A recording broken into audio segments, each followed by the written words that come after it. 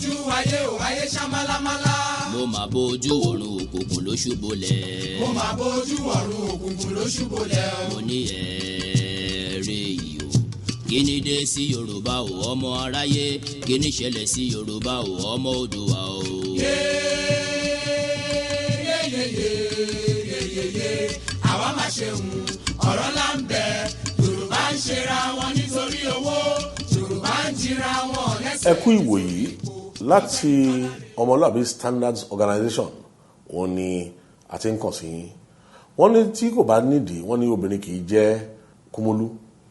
A dẹ̀ mọ̀ pé kò sí ọmọlúàbí èèyàn kankan tí ó fẹ́ fi ojú wo ìhòòhò àwọn òbí tiẹ̀, ṣùgbọ́n àwọn ọ̀rọ̀ kan wà tó délẹ̀ báyìí tó fẹ́ kọjá kàyéfì.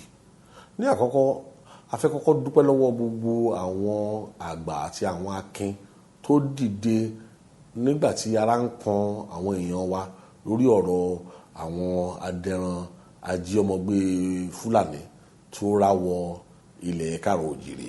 kí ni dé sí Yorùbá o ọmọ aráyé, kí ni ṣẹlẹ̀ sí Yorùbá o ọmọ. ẹ̀yin olórí àti àwọn oríṣiríṣi aṣíwájú tá a ní náà tá a finú tán, ṣùgbọ́n tí ẹ lọ gbàbọ̀dè fún wa, ẹ̀yin náà a tún kí yín. A fẹ́ kí gbogbo wa mọ̀ dájú pé ọ̀rọ̀ sì máa tún ara ẹ̀ sọ ní ọjọ́ iwájú. Nígbàtí àwọn ọmọ Káàárọ̀ Oòjíire tá a darapọ̀ mọ́jọ ní ìjọ kìíní, èrò wa ni pé orílẹ̀-èdè Nàìjíríà máa fún wa ní ààyè láti ṣe ìfọwọ́sowọ́pọ̀ tó máa mú ìlọsíwájú wá fún gbogbo mùtúmùwà. Kàkà bẹ́ẹ̀, ọ̀rọ̀ ìṣẹ́, ọ̀rọ̀ ìtìjú, ebi àti ìdààmú òun la rí mú bọ̀ báyìí. Ìyẹn fún gbogbo oògùn àti ogun tá a ná sídìí ọ̀rọ̀ yìí. Èyí tó tún wá burú jùlọ ni pé àwọn kan tó wá ń múra tá à ń gbọ́ tó ń lérí pé àwọn fẹ́ gba ilẹ̀ bàbá lọ́wọ́ ọmọ. Ohun tó wá tini lójú jọjọ láàrin wa ni rògbòdìyàn tó ń lọ lọ́wọ́ lórí ẹni tí yóò jẹ olórí àwọn Yorùbá. Ṣé àwọn tó ń jà ti gbàgbé pé Ògúndé figbe ta ní 1964? Ó pariwo pé ojú ọ̀run ti ṣú málámálá, ó ń kírora tó ń béèrè pé kí ló dé sí Yorùbá. Ọ̀rọ̀ ìjìnlẹ̀ ní àgbà yìí rí, nítorí ẹni tó bá wẹjú òun ló ń bẹ̀rù. Ohun tí Ògúndé rí ní ìgbà yẹn òun náà ló wá délẹ̀ báyìí. A wá fẹ́ kí gbogbo àwọn èèyàn wá mọ nǹkan kan dájú wípé kí ni Yorùbá kò lè ní olórí kankan láíláí. Yorùbá ò lè lólórí. Ọ̀rọ̀ àdìtú ni. A ti kọ́kọ́ bẹ̀rẹ̀ sí pa lówe níjọ́ kìíní tá à ń sọ ńgbà yẹn pé kì í ṣe gbogbo Yorùbá lọ́mọlúàbí, tá à ń sọ pé kì í ṣe gbogbo ọmọlúàbí òun ni Yorùbá. A fẹ́ kẹ́ ẹ mọ̀ dájú pé ọ̀rọ̀ ọmọlúàbí ló máa ń létò, ọ̀rọ̀ Yorùbá kì í létò rárá. Àwa fẹ́ kẹ́ ẹ wá mọ̀ dájú sẹ́ pé àwa kì í ṣe Yorùbá láti ìbẹ̀rẹ̀ wá. Ìnagijẹ àdàmọ̀dì tí wọ́n fún wa ni. Ní ìgbà láíláí, àwọn kan máa ń pè wá ní ànàgó, àwọn ẹlòmíì wọ́n máa pè wá ní ọ̀kú tàbí olùkùnmi. Ṣùgbọ́n ṣé ẹ rí orúkọ Yorùbá yìí, orúkọ ìgbèkùn ni, kì í ṣe orúkọ rere rárá. Nígbà ayé àwọn ọ̀jọ̀gbọ́n Professor Adé Àjàyí àti ọ̀jọ̀gbọ́n Professor Akíjọgbìn, wọ́n bá wa ṣe ìwádìí kúnnákúnná. Wọ́n dẹ̀ sọ ní pàtó pé Yorùbá kì í ṣe orúkọ rere lóòótọ́. Yorùbá jẹ́ orúkọ tí a ti rẹ kí wọ́n tó ta lọ́fà sí wa ní bíi 200 ọdún sẹ́yìn. Ìwádìí ìjìnlẹ̀ ó wá fi hàn wá wípé Ògúnnágbòǹgbò kan tí orúkọ rẹ̀ ń jẹ́ Ahmed Baba Al-Masufi Al-Timbuktu tí a bí ní ọdún 1556 tí ó dẹ̀ ṣe aláìsí ní ọdún 1627 òun ló ṣe iṣẹ́ orúkọ náà. Òun sì jẹ́ babágbèjọ́ fún àwọn Fúlàní ìgbàanì. Ọmọ ilẹ̀ Mali ni ògbólógbò yìí ń ṣe. Orúkọ èdè gbáà ní Yorùbá. Gbogbo wa ni a sì mọ̀ pé orúkọ ń ro ni. Ìdí ṣáà wà tí ọdẹ fi ń sọ ajá lórúkọ tí ajá ò dẹ̀ gbọ́dọ̀ dánwò bóun fẹ́ sọ ọdẹ ní orúkọ. Níwọ̀n bàtà bá sì tẹ́wọ́ gba ìnagijẹ àdàmọ̀dì yìí, ó di dandan, ó ní láti, kò gbọ́dọ̀ má ṣe, a ní láti máa tẹríba fún àwọn Fúlàní ni. Ọ̀rọ̀ àgbà ni o, ẹni tó bá létí òun ni kò gbọ́. Gbọ́ mi sà, ẹnu Yorùbá ò lè kò láíláí. Ṣé ẹ̀yin ò tiẹ̀ ṣe àkíyèsí pé Ọbáfẹ́mi Awólọ́wọ̀ kò fi gbogbo ara sùn lé orúkọ Yorùbá nígbà ayé ẹ̀ ni? Ṣé ẹ̀yin rò pé ojú lásán ni Ògúndé fi ń wo òkè ọ̀run tí jìnnìjìnnì ìbẹ̀rù tó fi bẹ̀rẹ̀ sí ní ìbò? Nísìnyí tí gbogbo ẹ̀rẹ́ ti wá ṣú málámálá tán báyìí o, a fẹ́ kí ẹ mọ̀ dájú pé ìnagijẹ àdàmọ̀dì yìí orúkọ àkóbá ni. Ní báyìí o, kó tó di pé a bẹ̀rẹ̀ sí wá ẹni tí ó ṣe olórí wa káàkiri láàrin àwọn èèyàn wa, iṣẹ́ ẹ̀mí pàtàkì kan wà tí a láti ti ṣe. Iṣẹ́ ẹ̀mí yìí kò fa ìrúbọ kankan, kò dẹ̀ fa ìtàjẹ̀sílẹ̀ rárá, nítorí orúkọ májẹ̀mú ni a fi pa orúkọ májẹ̀mú dà.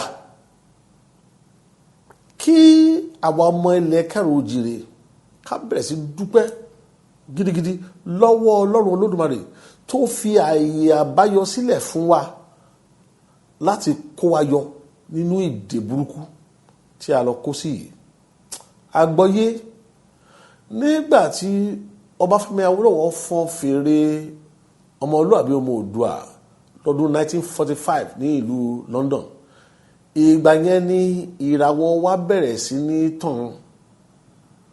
Ṣùgbọ́n láti ìgbà tí àwọn tí ó mọ fèrè yìí fọ́n tí wọ́n ti kásẹ̀ ńlẹ̀ tí wọ́n sì ń lù mọ́, ó ní ìnagijẹ àdàmọ̀dì Yorùbá yìí ló bá tún bẹ̀rẹ̀ sí gbalẹ̀. Ọ̀rọ̀ ìṣípayá ni ọ̀rọ̀ yìí, kì í ṣe ọ̀rọ̀ yẹpẹrẹ. Àwa máa ṣe ọ̀rọ̀ là ń bẹ, Yorùbá ń ṣera wọn nítorí owó. Tí a ò bá fẹ́ fi ojú wa rí ìrúkúrí ní ọjọ́ iwájú, kí a yára múra ká ṣe ohun tí a ní láti ṣe.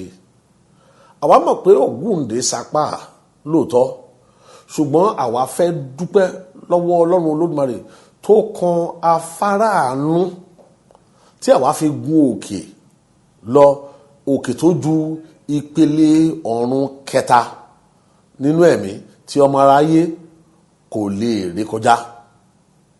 Gbogbo iṣẹ́ ẹ̀mí tí ó yẹ ká ṣe pápọ̀ gbogbo ẹ̀ ni a ti ṣe.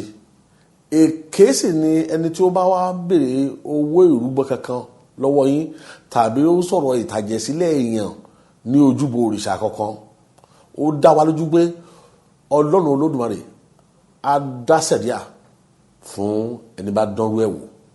Lákòótán, ìmọ̀ràn kan la fẹ́ filẹ̀ lórí ọ̀rọ̀ òṣòlórí kò ṣòlórí. Ẹni tí ẹ bá ti rí tó bá ti lè fọn irú fèrè tí Ọbáfẹ́mi Awólọ́wọ̀ fọn níjọ́sí, tí ó sì lè gbé àwọn ìgbésẹ̀ láti yẹ orúkọ ìnagijẹ àdàmọ̀dì yìí nù, ní dájú òun ni ẹni tí Ọlọ́run yàn láti jẹ́ aṣíwájú tàbí olórí gbogbo àwọn èèyàn wa káàkiri àgbáyé. ẹ rí i pé mo béèrè ìbéèrè kan, mo ní ta ni ọmọ ọkọ Yorùbá àti ta ni ọmọ àlè Yorùbá.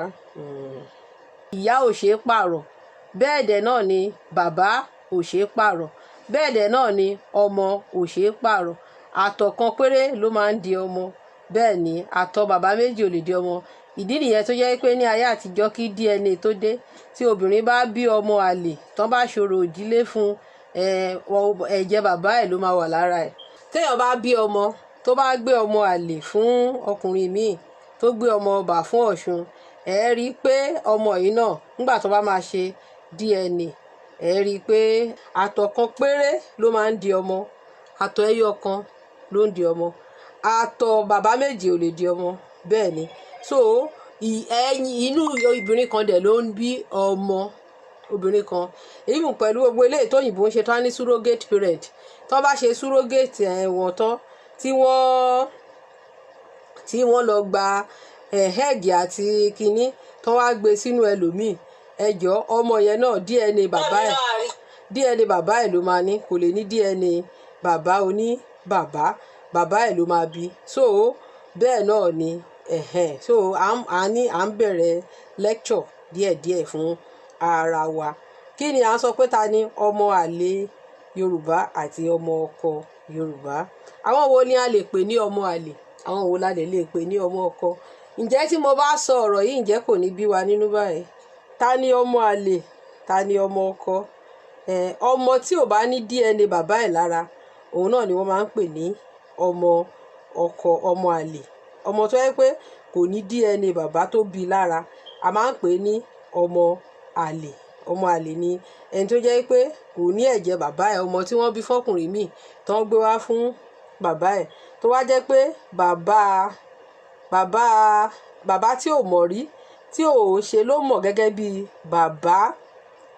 Ṣùgbọ́n irú ọmọ tó jẹ́ pé omi tó wá jẹ́ pé àlè ni ó tọ́jú ọmọ yẹn dàgbà, tí àlè yẹn dẹ̀ tọ́jú ọmọ yẹn dáadáa, nígbà tí ọmọ yẹn bá wá tó àsìkò tó yẹ kó mọ bàbá ẹ̀, ó ṣeé ṣe fún ọmọ yìí láti sọ pé òun ò fẹ́ tẹ̀lé bàbá òun lọ mọ́. Ṣùgbọ́n ìbáwá wo ọmọdé yìí gẹ́gẹ́ bí mo tẹ̀ láìkí àwọn òyìnbó ní child right.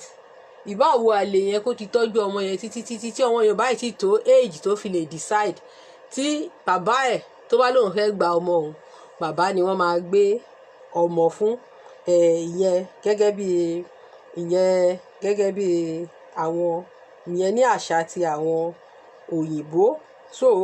So ọmọ àlè wà, bẹ́ẹ̀ dẹ̀ ni ọmọ kan wà. So tí bá sọ pé ta wá ni ọmọ àlè Yorùbá, ta ni ọmọ ọkọ Yorùbá? Tí mo bá sọ ọ̀rọ̀ yìí, mi ò mọ̀ bóyá ó máa bí ọ̀pọ̀lọpọ̀ wa nínú. Ṣùgbọ́n tí bá sọ fún wa pé kò sí ọmọ ọkọ Yorùbá rárá, kò sí ẹnì kankan tó ń jẹ́ ọmọ ọkọ Yorùbá, báwo ló ṣe máa rí lára wa? Tí bá sọ pé kò sí ọmọ ọkọ Yorùbá nínú gbogbo wa, pé báwo ló ṣe máa rí ní ara wa? Kò sí ọmọ ọkọ Yorùbá, kò sí ọmọ ọkọ Yorùbá kankan, kò sí ẹnìkan tó lè fọwọ́ ẹ̀ sọ̀yà pé èmi báyìí ni mo jẹ́ ọmọ ọkọ Yorùbá. Kò sí èèyàn kankan nínú wa tó lè fọwọ́ sọ̀yà pé òun ni ọmọ ọkọ Yorùbá. So tí mo bá ní pé kò sí ọmọ ọkọ Yorùbá, àwọn ìjọ máa ń ṣe bẹ́ẹ̀. Okay, kò sí ọmọ ọkọ Yorùbá, kò sí ẹnì kankan nínú wa tó jẹ́ ọmọ ọkọ Yorùbá. Ìdí tí ò fi sí ẹni tó jẹ́ ọmọ ọkọ Yorùbá nínú wa ni pé kò sí baba ńlá wa kankan tó ń jẹ́ Yorùbá. Wọ́n ní odò tó bá gbàgbé orísun ẹ̀, wọ́n ṣe sọ pé ìyá ò ṣeé pààrọ̀, bẹ́ẹ̀ dẹ̀ ni bàbá ò ṣeé pààrọ̀. Orin Òbe, mo fi orin Sunny Adé mo fi bẹ̀rẹ̀. Bàbá wa Sunny Adé ó kọ orin yẹn, ó ní ìyá ò ṣeé pààrọ̀, bẹ́ẹ̀ dẹ̀ ni bàbá ò ṣeé pààrọ̀. Àwọn tó ṣe ní Ògún, àwọn ni Ṣàngó, àwọn ni Ọbàtálá, àwọn ni Ọ̀rúnmìlà, àwọn ni ọba Alúayé, Èṣùláàlú, Báyọ̀nì, àwọn òrìṣà oko, àgbà ìràwọ̀, àwọn tó ṣẹ̀ wá sílẹ̀ di eléyìí. Ṣùgbọ́n gẹ́gẹ́ bí orin tí Sunny Adé kọ lẹ́ẹ̀kan, ó ní ọmọ tó ní ìyá òun ò là, ó ní ìjẹ́ ó tọ́jú ìyá ẹ̀, ó ní ọmọ, ó ní ìyá òun ò là, ó ń bú ìyá ẹ̀, ó ní ìyá òun kò là, ó ń fi ojú ìyàwó ìyá ẹ̀. Ṣùgbọ́n ǹjẹ́ ọmọ yìí, ǹjẹ́ ó tọ́jú ìyá náà? Ǹjẹ́ ó tọ́jú ìyá náà? Kò tọ́jú ìyá yìí, kò tọ́jú ìyá yìí. Nígbà tí ìyá tó ò tọ́jú, ṣùgbọ́n tó wá sọ pé kò là, pé kò fine, kò ṣe. Kí ni mo fẹ́ fi make tí mo fẹ́ mú yọ náà ọ̀rọ̀ tí mo ń sọ ni pé lénìí Kàbá ó jọ wá lójú gan. Kàbá ó jọ wá ní ojú gidi gan. Bẹ́ẹ̀ dẹ̀ ni Jerusalem ó jọ wá lójú. Ṣùgbọ́n ìgbà tí àwọn baba ńlá wa ń lọ, àwọn náà ní ibi tí wọ́n fi àpẹẹrẹ sí, ibi tí Ògún wọlẹ̀ sí wà ń bẹ̀, ibi tí Ṣàngó wọlẹ̀ sí ní Kòso wà ń bẹ̀, ibi tí Ọya wọlẹ̀ sí wà ń bẹ̀, ibi tí òrìṣà ńlá ò wọlẹ̀, ó dẹ̀ kó òrìṣà ńlá di ìjì lòrìṣà ńlá bá lọ. Tẹ́ bá lọ ń kọrin kan ní church, ọ̀la lẹ́gùn lẹ́ṣin, ògo láṣọ ìlékè, ọ̀la lẹ́wọ̀ láṣọ, ògo láṣọ ìlékè, ìgì lẹ́gùn lẹ́ṣin, àwa máa rí di Olódùmarè. Ìrọ̀lẹ́ ń pa Ọbàtálá ló gun ìjì. Òun ni wọ́n ń pè ní ọba tó gun ìjì lẹ́ṣin nínú Ifá. Oríkì Ọbàtálá ni òun lẹ lọ ń kọrin fún ní church pé òun ni ìjì lẹ́gùn lẹ́ṣin, àwa máa rí di Ọbàtálá. Òun náà ni wọ́n ń pè ní arúgbó ọjọ́ nínú ìṣẹ̀ṣe wa. Àpò tí Ọbàtálá fi sí tán ló fi kọ́ apá nígbà tó fẹ́ wá tẹ ilé ayé, ó wà ní tẹ́ḿpù Ọbàtálá nífẹ̀ẹ́. Àpò tó fi kọ́ apá, wọ́n ní títí di ìsín àpò yẹn, wọ́n ní yẹ̀pẹ̀ máa ń sún bẹ̀. Àti mythical sand tí wọ́n lọ́lọ́dùmarè fún òrìṣà ńlá kó dà sílẹ̀, ó wà ní tẹ́ḿpù Ọbàtálá nífẹ̀ẹ́. Ó wà ní tẹ́ḿpù Ọbàtálá nífẹ̀ẹ́. So àpò tí òrìṣà ńlá fi kọ́ apá nígbà tó ń bọ̀, ó wà ní tẹ́ḿpù òrìṣà ńlá nífẹ̀ẹ́. Ọ̀pá Ọ̀rànmíyàn, ọ̀pá Ọ̀rànmíyàn ó wà nífẹ̀ẹ́. Ọ̀pá Ọ̀rànmíyàn wà ń bẹ̀. Tó yẹ pé Róòmù ni ọ̀pá Ọ̀rànmíyàn. Gbogbo kọ́pì tí wọ́n ṣe kò sírú kọ́pì ti ọ̀pá Ọ̀rànmíyàn. Tó jẹ́ pé tẹ́ ẹ bá wo ọ̀pá Ọ̀rànmíyàn, ẹ rí kíní bíi kíní kátólíkì rosary yẹn lẹ máa rí ń bẹ̀. Ọ̀pá Ọ̀rànmíyàn ó wà ní Ifẹ̀. Ṣùgbọ́n ǹjẹ́ ẹ túbẹ̀ ṣe? No, ẹ máa sọ pé your forefather, ẹ ní pé àwọn tí ẹ lọ ń hèlì yìí, they were ancient people tí wọn ò lajú bí ìyẹn tó yẹ pé tó bá máa lajú náà, irú ọ̀làjú àwọn baba ńlá wa ni wọ́n ní. But torí pé a ti wo Hollywood movie tá a dẹ̀ ní mental control, àwọn baba ńlá titi wa kò jọ wá ní ojú. Ọ̀pá Ọ̀rànmíyàn wà nífẹ̀ẹ́ bẹ́ẹ̀, but kò jọ wá lójú. Tó bá jẹ́ Róòmù ni ọ̀pá Ọ̀rànmíyàn wà, gbogbo wa la máa lọ síbẹ̀, tá a máa lọ kúnlẹ̀, a lọ máa forí balẹ̀ fún ọ̀pá Ọ̀rànmíyàn ní. Tó bá jẹ́ pé Róòmù ni ọ̀pá Ọ̀rànmíyàn wà, gbogbo wa la máa lọ sí Róòmù tá a lọ máa fi orí balẹ̀ fún ọ̀pá Ọ̀rànmíyàn. Ṣùgbọ́n nítorí pé ó jẹ́ sí tiwa, kò jọ wá lójú. Kó tó di pé àwọn òyìnbó ṣe ṣíìpù, làwọn baba ńlá wa ti ṣe ilé. Ó wà ní UNESCO. Ṣíìpù ní ó wà ní Òde Àjàṣẹ́. Ṣùgbọ́n a ò tún ẹ̀yìn àwọn baba ńlá wa ṣe.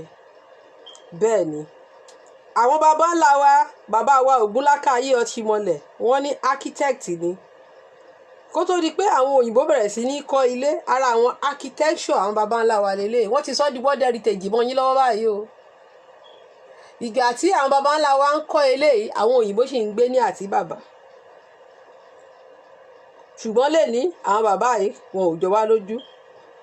So wọ́n fi ẹ̀yìn sílẹ̀ fún wa, a ò tún ẹ̀yìn wọn ṣe, a dẹ̀ wá ń bú wọn. A máa bú wọn, a ní kí ni wọ́n. Àwọn bàbá oníbàbá yìí ó wá jọ wá lójú. Àwọn bàbá oníbàbá tó wá jọ wá lójú yìí, tó bá jẹ́ pé àwọn ọmọ títí wọn tó bá yẹ pé wọn ò tú ẹ̀yìn tiwọn náà ṣe, tó bá yẹ pé àwọn ohun tí tiwọn hùwà bíi titi wa bíi titi àwa, ǹjẹ́ a máa lọ sí ìlú wọn? tó bá jẹ́ pé bí àwọn bàbá bí àwa ṣe ń hùwà ni àwọn ọmọ tí wọ́n ṣe ń hùwà, ǹjẹ́ a máa lọ sí ìlú wọn? ọ̀pọ̀lọpọ̀ àwọn nǹkan tí àwọn bàbá ńlá wa fi sílẹ̀ tó jẹ́ pé ó yẹ ká fi méèkì owó, tó yẹ ká fi ṣe, a ò ṣe, a ò tún àwọn òbí tiwa ṣe, a dẹ̀ wá sọ pé a ò kí ń ṣọmọ àlè. orúkọ tí àwọn bàbá ńlá wa ò jẹ́, òun ni gbogbo wa tún là ń jẹ́. mo sọ pé ta ni ọmọ ọkọ Yorùbá? mo máa sọ pé àwọn kan jẹ́ ọmọ ọkọ, àwọn kan jẹ́ ọmọ àlè.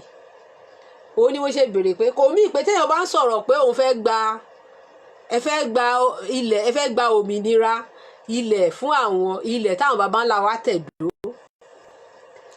ẹni mélòó nínú wa ló lè fi baba ńlá wa náà yangàn? ala fẹ́ gba ilẹ̀, yes, à ń sọ pé a fẹ́ gbalẹ̀. ìyá ò ṣe pààrọ̀ ọmọ ṣe pààrọ̀ ọmọ tó ní bàbá òun ò dáa, ọmọ tó ní ìyá òun ò mọ ìyá ò ṣe pààrọ̀, bàbá ò ṣe pààrọ̀. o ò lè pààrọ̀ ìtàn ẹ pé o kì í ṣọmọ ọrún mọlẹ̀. if you like, you fool yourself as a pastor, or tó bá ti ẹ̀tàn ẹ jẹ pé nípa ẹ̀jẹ̀ Jésù ó ti di ẹrú Abraham, o ò lè di ọmọ ẹ̀, because ọmọ tí wọ́n bá adopt kò ní right kankan nínú ilé. tí wàhálà bá ṣẹlẹ̀ gan-an nígbà míì tó máa sọ pé wọ́n fẹ́ gba nǹkan kan wípé ọmọ tó ní ẹ̀ tó lẹ́jẹ̀ nínú ilé yẹn nìkan ṣe, o ò ní right kankan. so kí ni mò ń gbìyànjú láti sọ ni pé ìyá ò ṣe é pààrọ̀, ọmọ ò ṣe é pààrọ̀. so ọ̀pọ̀lọpọ̀ àwa tá a máa ń pe àwọn èèyàn ní ọmọ àlè, ẹ jẹ́ kí àwa náà béèrè lọ́wọ́ ara wa pé ṣé ọmọ àlè ni wá tàbí ọmọ ọkọ ni wá? ẹ jẹ́ kí a béèrè lọ́wọ́ ara wa pé ṣé ọmọ àlè ni wá tàbí ọmọ ọkọ? ìbéèrè tó yẹ ká béèrè lọ́wọ́ ara wa nìyẹn. ìwọ tó o bá lè fi Ògún proud, tó o bá lè fi Ṣàngó proud, tó o lè fi Ọya proud, tó jẹ́ pé àwọn ni ipasẹ̀ wọn ló ti wá, tó o lè fi Ọbàtálá proud, tó o lè fi Ọ̀rúnmìlà proud, tó jẹ́ pé Abraham, Isaac, Jacob àti Ishmael, àwọn mẹ́rin yẹn àwọn ni ó comprises hero Christianity, Islam àti Judaism, tó jẹ́ pé àwọn ló fi ń proud. ọmọ àlè ni ẹ́, ọmọ àlè ni ẹ́, torí pé bàbá oníbàbá ló fi ń yangàn, bàbá títì ẹ kò jọ ẹ lójú. o ní o ò fi wọ́n proud. tí àwa náà wá bẹ̀rẹ̀ sí ní tún ẹ̀yìn àwọn baba ńlá wa ṣe, bí àwọn Cuba, àwọn Brazil wọ́n ṣe bá wa tún ẹ̀yìn àwọn alálẹ̀ ṣe, tí wọ́n ń ṣe ọdún Odùduwà Day, ẹ wo bó ṣe wà kọ́lọ́fù ní gbogbo ayé. báwo ni ìbá ṣe dùn tó kó jẹ́ pé ilẹ̀ wa ni wọ́n ti ṣe?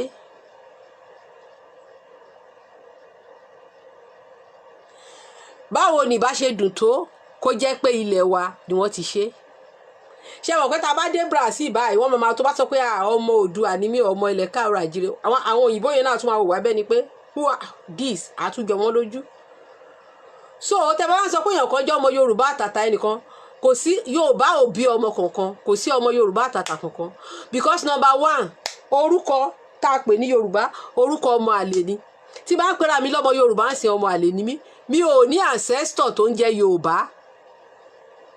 ancestor mi wo ni wọ́n pè ní Yorùbá?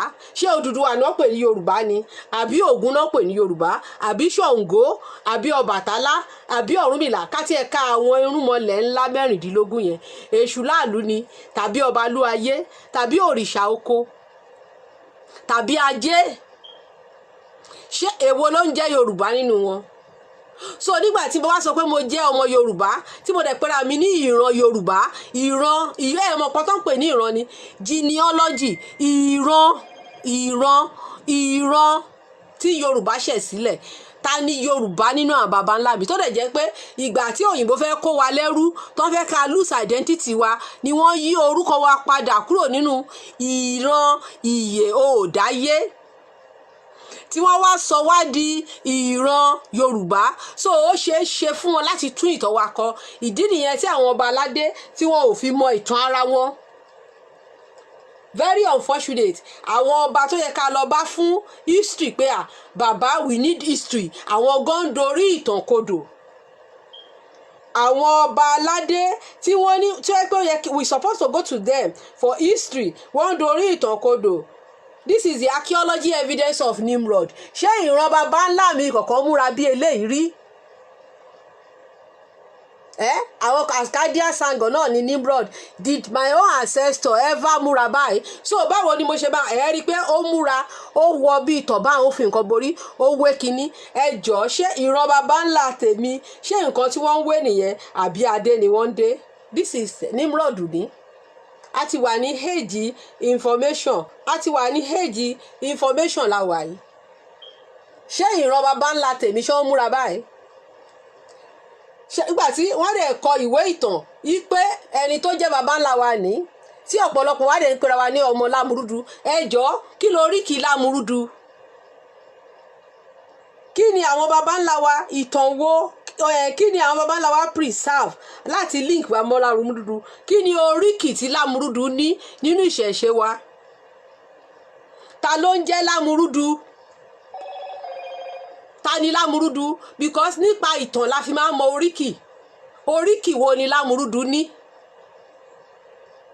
Wọn ò lè, kò sí oríkì Lámúrúdu ní Ifá. Lámúrúdu is not mentioned yàtọ̀ sí nínú ìtàn ìwé tí wọ́n kọ. Lámúrúdu ní gẹ́gẹ́ bí nǹkan tí wọ́n sọ, ẹni tí wọ́n sọ ní Lámúrúdu ní, ẹni tí wọ́n sọ ní Lámúrúdu ní, ẹni tí wọ́n sọ ní Lámúrúdu ní. But this is not my culture. This is not my own culture.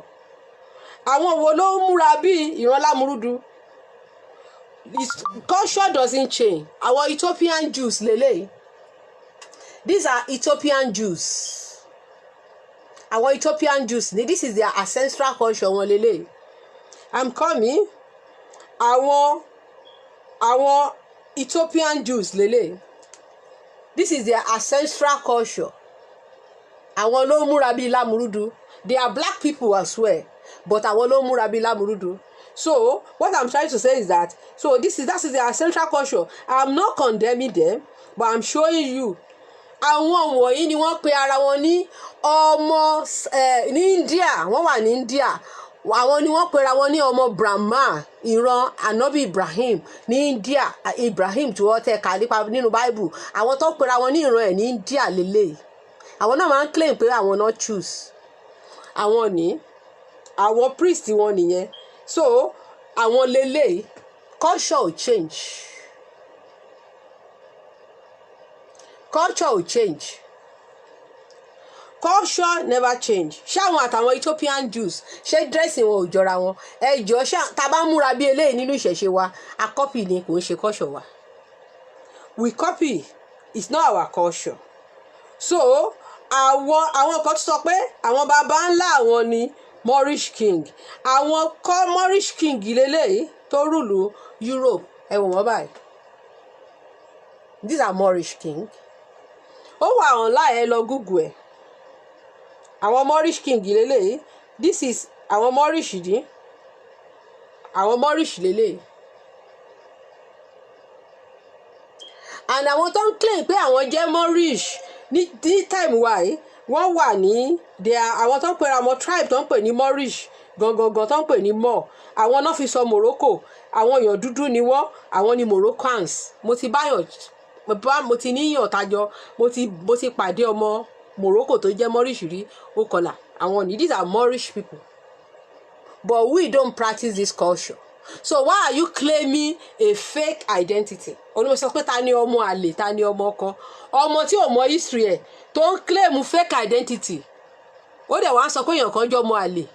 Ṣàrí pé kò gba ẹnu wa. Bẹ́ẹ̀ ni, a fẹ́ gba òmìnira, but we don't even know who we are. A ò mọ nǹkan tí a jẹ́. We don't know our identity. Àwọn tó tún ní culture yìí tó tún fẹ́ jọ àwọn Moorish, àwọn Lámúrúdu, àwọn ní. Ṣé bàbá kan ló bí ẹ̀yin pẹ̀lú wọn? Ọba Ìlọrin kọ́ ni àbí nǹkan. Culture will change. Àwọn Fúlàní wọ́n value kìíní wọn torí pé nǹkan ìṣẹ̀dálẹ̀ tiwọn ni. Ìṣẹ̀dálẹ̀ tiwọn ni. Ṣùgbọ́n kí náà fi ń mọ ọmọ Ọ̀rúnmìlà? Adé ni.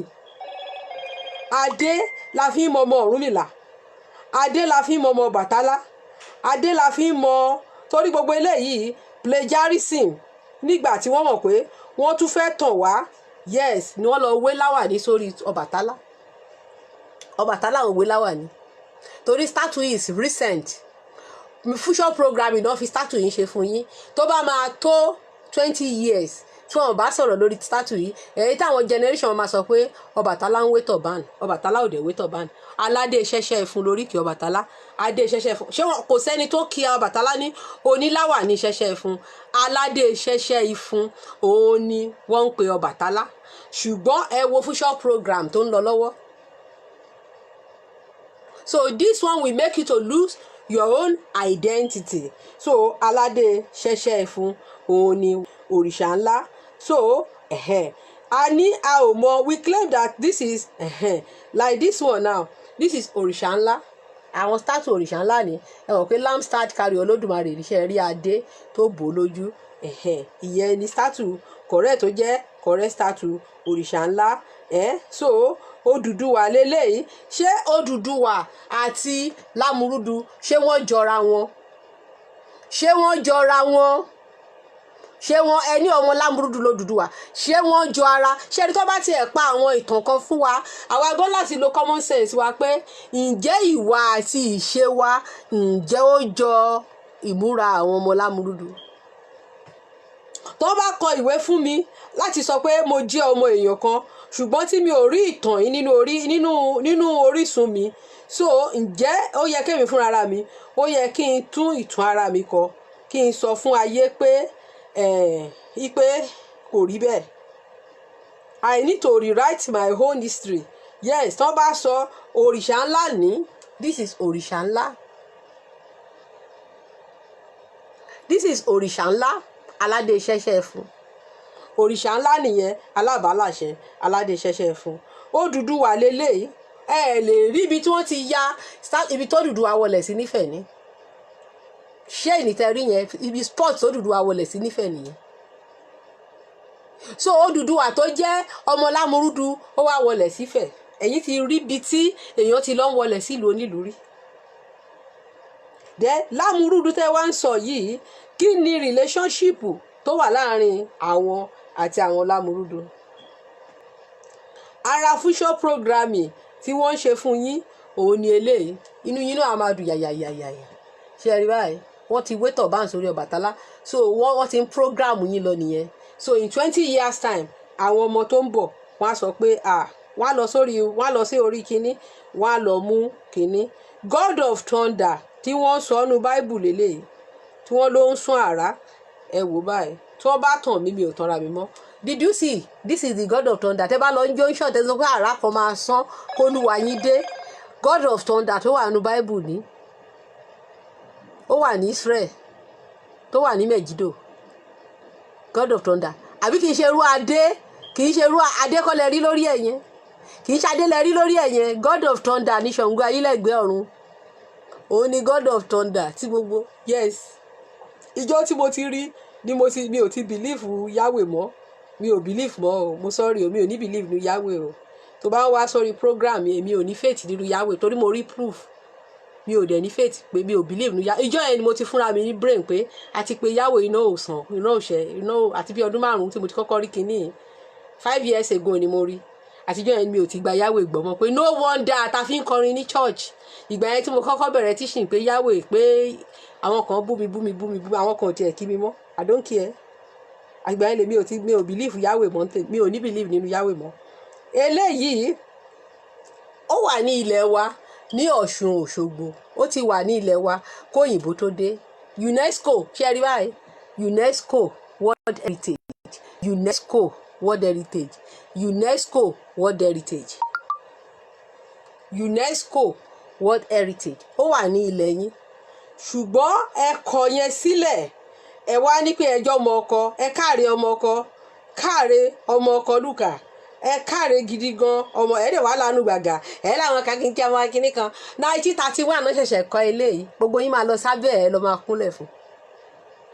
Eléyìí ẹ lè gbé picture ẹ̀ sínú ilé yín eléyìí wà holy ó wà sacred ó wà holy righteous ó wà sacred ó wà ṣùgbọ́n títí yín yẹn kò ho nǹkan kan torí pé àwọn kan tún ti wọn ṣe 1930 wà náà ẹ̀ṣẹ̀ ìṣẹ̀lẹ̀ yìí o èyí tó jọ yín lójú yìí o èyí tó jọ yín lójú yìí o ṣùgbọ́n títí yín tó ti hold yìí is very demonic, is highly demonic, very very demonic, ó wà demonic gan gidi gan. bẹ́ẹ̀ ẹ lè sọ pé ọmọ ọkọ nìyí, ẹ káàárẹ̀ ọmọ ọkọ lùkà, káàárẹ̀ ọmọ ọkọ o ọmọ ọkọ lùkà. This is highly demonic, this is highly demonic, very very demonic. Ní títí yín lélẹ́yìí ìlú òyìnbó ló wà báyìí o, eléyìí ti exist ó ti lé ní 5,000 years, very very demonic, very demonic, very demonic. Ó tún kọlà ó kọ gbogbo ẹ̀, ó wà very very demonic. Ṣùgbọ́n demonic ni o mother and child. So wọ́n wá sọ fún yín pé òyìnbó kan ni mother of earth, ṣùgbọ́n eléyìí kò wà demonic sí yín. Ṣe rí pé ẹ̀yin ọmọ káàárọ̀ àjíire ẹ̀yin gangan ni ọmọ ọkọ gidi ẹ̀dẹ̀ máa sọ ẹ̀dẹ̀ pẹ́pẹ́sẹ́ wá ní ọmọ ọkọ, wá ní àwọn kan jọ ọmọ àlè, àwọn kan jọ ọmọ ọkọ. Now I'm asking you, ṣé ọmọ ọkọ ni ẹ́ àbí ọmọ àlè? Ọmọ ọkọ gidi dẹ̀ ní lóòótọ́, ọmọ ọkọ tí ò tún ẹ̀yin bàbá ẹ̀ ṣe, torí pé àwọn kan wọ́n tún ti wọ́n ṣe, àwọn yẹn wá jọ yín lójú, wọ́n ní gbogbo nǹkan tó dán kọ́ ni wúrà. Ọmọ ọkọ pọ́nbélé, ọmọ ọkọ pọ́nbélé nìyí, ọmọ ọkọ.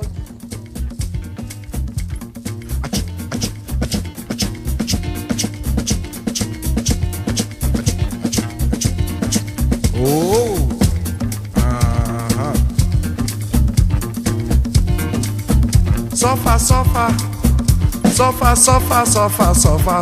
suffer for world. Now your fault be that.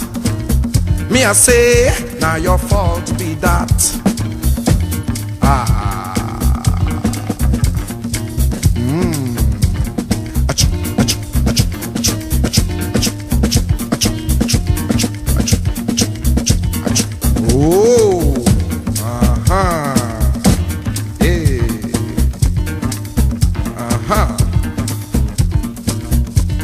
I want you all to please take your minds out of this musical contraption and put your minds into any goddamn church, any goddamn mosque, any goddamn celestial, including seraphim and cherubim.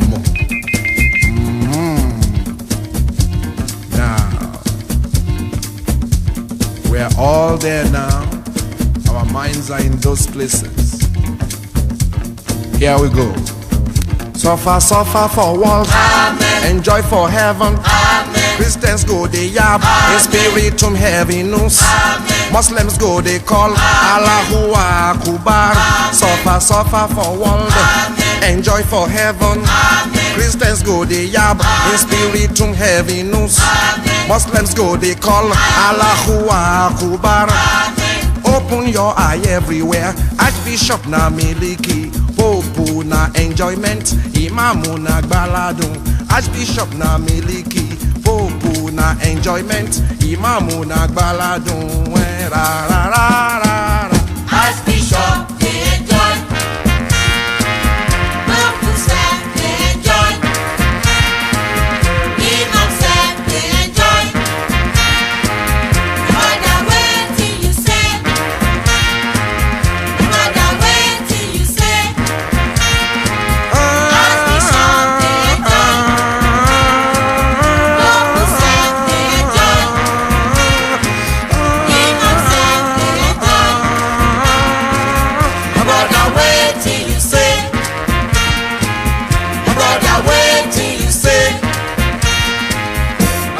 Waiting you go here.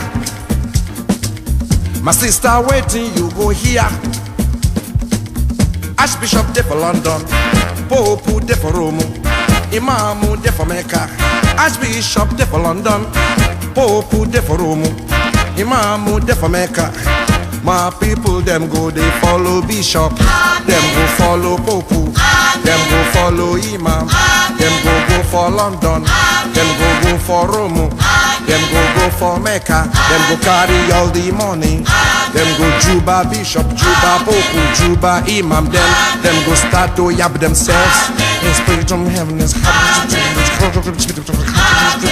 day for house, every day for road, every day for bus, every day for work, every day for house, every day for road, every day for bus, every day for work. My people, my people, my people, my people. We now have to carry our minds out of those garden places back into this musical contraption right opposite you. Now we are back here. This is what happens to we Africans every day. Now, which I want to tell you now, na secret, na confidential matter. Don't tell anybody outside. Now between me and you. Now listen.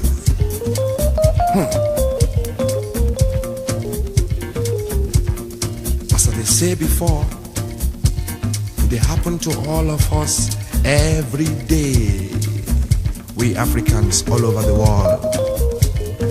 Now listen.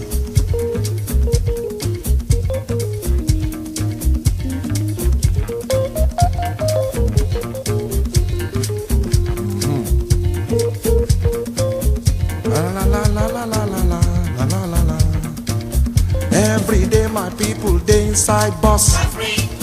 Every day my people they inside bus. 49 sitting, 99 standing. Them go pack themselves in like sanding. Them they faint, them they wake like cock. Them go reach house water no day. Them go reach bed power no day. Them go reach road go slow go come. Them go reach road police go slap. Them go reach road army go whip. Them go look pocket money no day. Them go reach work query ready. Every day na the same thing. Every day na the same thing. Every day na the same thing. Every day na the same thing. Suffer, suffer for one, enjoy for heaven. Christians go they yap, in spiritual heaviness. Muslims go they call Allahu Akbar. Suffer, suffer for one, enjoy for heaven. Christians go they yap, in spiritual heaviness. Muslims go they call Allahu Akbar. How many you go make? Many, many, many, many, many you go make. Many, many, how many, many, many you go make. Many, many, how many, many, many. Ó ní mo ṣe bẹ̀rẹ̀ lọ́wọ́ yín fẹ́ kan pé ta ni ọmọ àlè lóòótọ́, ta ni ọmọ ọkọ, ta ni ọmọ àlè lóòótọ́, ta ni ọmọ ọkọ. Ẹ ò lè gbé fọ́tò bàbá tiyín sínú ilé, ẹ ò lè gbé fọ́tò ẹ̀là ọmọ òyìgí sínú ilé, ṣùgbọ́n 90% will ignore. Like with faith, victory is yours. Ẹ máa gbé yìí sínú ilé, èyí jọ yín lójú gan o. Òun lẹni kó wá gbalẹ̀ yín ṣùgbọ́n àwọn baba ńlá yín ò sáàbù ẹ̀. Yes.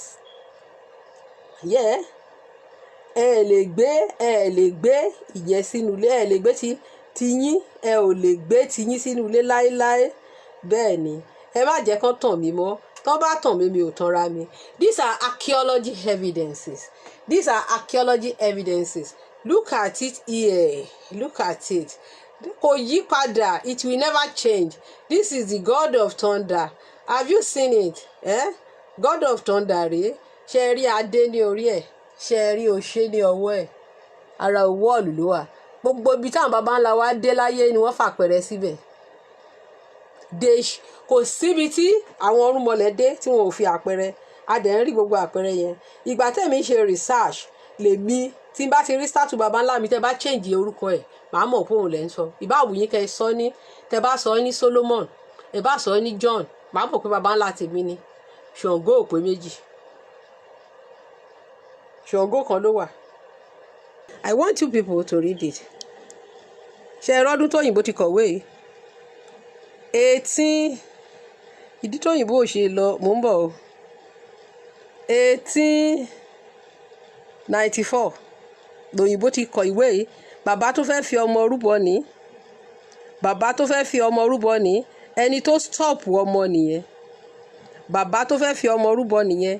Ẹni tó stop ọmọ nìyẹn tó fi tó fún wọn ní tó fún ọ òun ni wọ́n ń pa àgbò fún every year. Don't fool me anymore. Àwa ń dì pẹ̀lú proof. Kí ló kàn àwa pẹ̀lú story nìwọ̀nyẹn. Yes. So I just want to show us bí a ṣe sọ pé àwọn kan jẹ́ ọmọ ọkọ ta nípa àwọn kan jẹ́ ọmọ àlè ni o. Ó ní mo ṣe ń béèrè pé ta ni ọmọ ọkọ gangan àbí ta wà ní ọmọ àlè. So ńgbà tó wá tàn wá jẹ pé true God ni wọ́n bọ which true láìrọ́ òun náà pa fún wa òrìṣà náà gbé fún wa. They brought òrìṣà for us and they lied to òrìṣà náà translate sí God and we are all fool. Adembe yan baba ńlá tiwa jẹ́. Look at it. I'm going to stroll. You will see now. See, this is it not Ṣàngó? Only a blind ló máa rí bàbá ẹ̀ because we are that is eternal consult. Tẹ́ bá wò dáadáa ẹ rí pé ó kọlà. That is Ọya. Eternal consult ni. Eternal consult ẹ̀ ní òyìnbó pé. Did you see him here? Saving the man who want to kill his own son. But today, because they give you another name, they lie to us. Now we celebrate those people and we hate the reality. And when we show people reality now, wọ́n sọ fún wa pé à ń dá àwọn padà sínú òkùnkùn. Ta ló wà nínú òkùnkùn? Nínú ẹni tí ó reject proof àti ẹni tó wá wò pé a máa rí òótọ́ o, a ní láti sọ fún ara wa pé kò rí bẹ́ẹ̀. Did you see? Ṣé rí báyìí? Ṣé ti rí báyìí? Lẹ́ǹsì yẹn ni mo máa clean. Ṣé rí báyìí? Ẹ rí ẹni tó fẹ́ tó stop ẹ̀. So temple yẹn ni that temple was in kingdom of Shaba. I'm coming. Okay, bóyá Ọlọ́run fẹ́ kẹ́ ka ilé. Pass the truth to the next generation. Teach them what we learn early, what we learn late. Teach them what we learn late. You know, that's what we are doing now. We are passing the truth. We are passing the truth. So, and when we pass the truth, we become your enemy. We become your enemy because we are passing the truth. No, we call some people ọmọ àlè. A dẹ̀ ní àwa jẹ́ ọmọ ọkọ. So, a ní àwọn baba ńlá wa wọ́n fi ẹ̀yìn tó dá sílẹ̀ fún wa. Gbogbo ibi tí wọ́n dẹ̀ rìn dé pátá nǹkan táwọn baba ńlá wa ṣe sílẹ̀ òun ni wọ́n copy tí wọ́n á padà gbé fún wa. Nǹkan tí wọ́n ṣe òun ni wọ́n padà copy tí wọ́n padà gbé wá fún wa.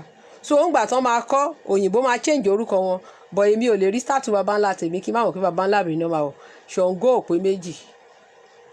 Ṣàngó kò pé méjì. Ṣàngó ò pé méjì.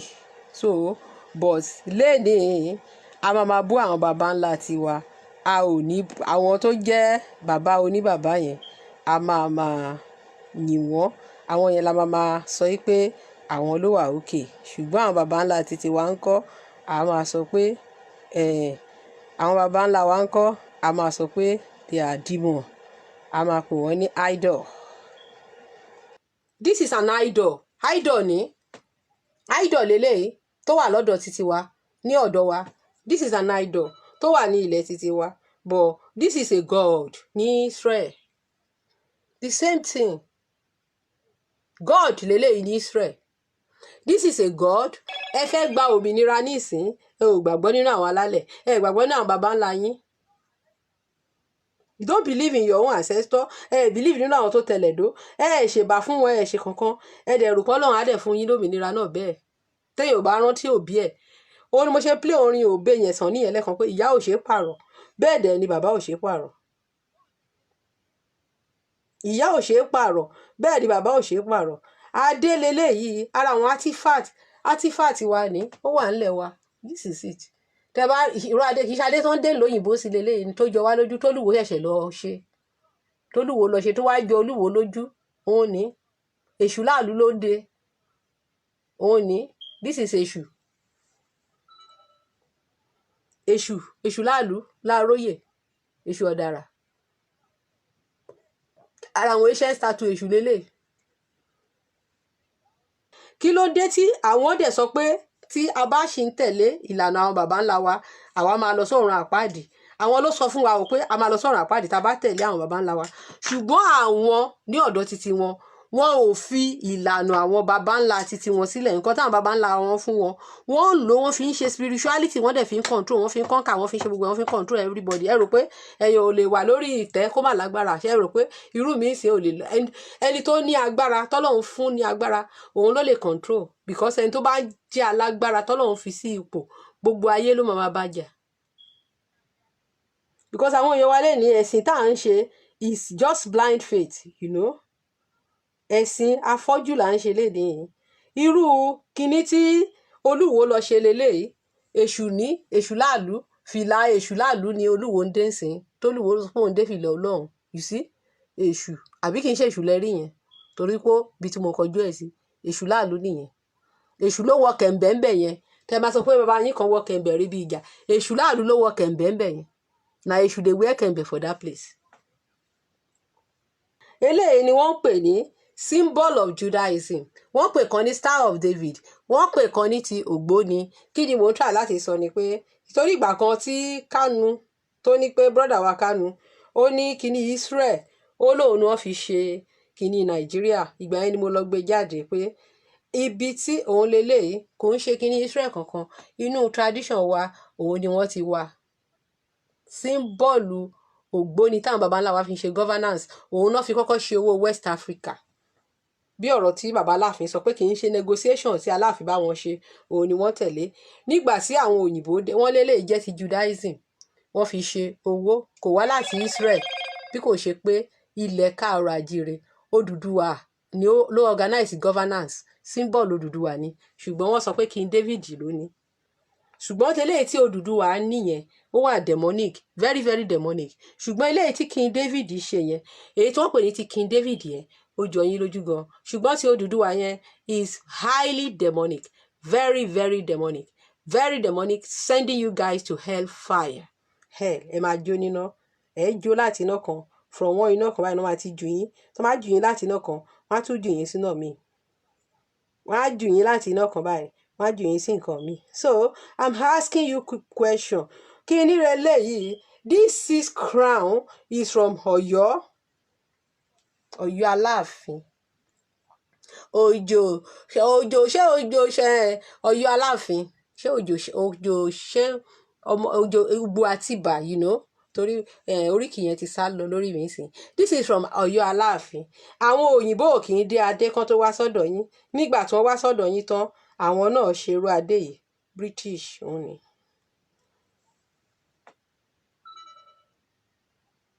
Ṣùgbọ́n ti British yẹn ó jọ yín lójú gan. Ní ayé ìgbà tí àwọn baba ńlá wa ṣe adé yìí, ẹni tó wá fi ẹyọ owó, yes, kí n tó máa fi àjọkọ èèyàn kan rí mi, ó ní very demonic, very very demonic. Ẹni tó bá rí mi òun ní Aláàfin Ṣàngó ló ní, òun ló dé adé yìí gẹ́gẹ́ bí a ṣe òun ní Ṣàngó. Ẹ rí pé cross wà ń bẹ̀ tó represent igun mẹ́rin ayé.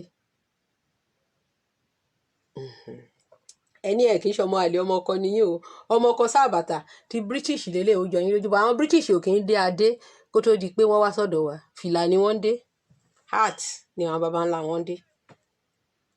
Ṣùgbọ́n ti British yẹn sìn ó jọ yín lójú. Tẹ bá wo kinní yẹn rí pé ẹyọ owó náà tò sí, ẹni tó bá dé irú adé yìí ní ayé Ṣàngó, olówó ọlọ́lá ló ń dé. Ìbá nǹkan tí mo tò sọ́rùn yìí owó ni, owó ló wà lọ́rùn mi. èèyàn kan rí mi lọ́jọ́ kan ó ní òun rí spirit witchcraft lọ́rùn mi. Mo ní you are a bastard, you are a fool, you are an idiot. Uncle Shina wọn sí lórí mo bá wọn sọ̀rọ̀ nígbà tí mo pàdé máa yẹn.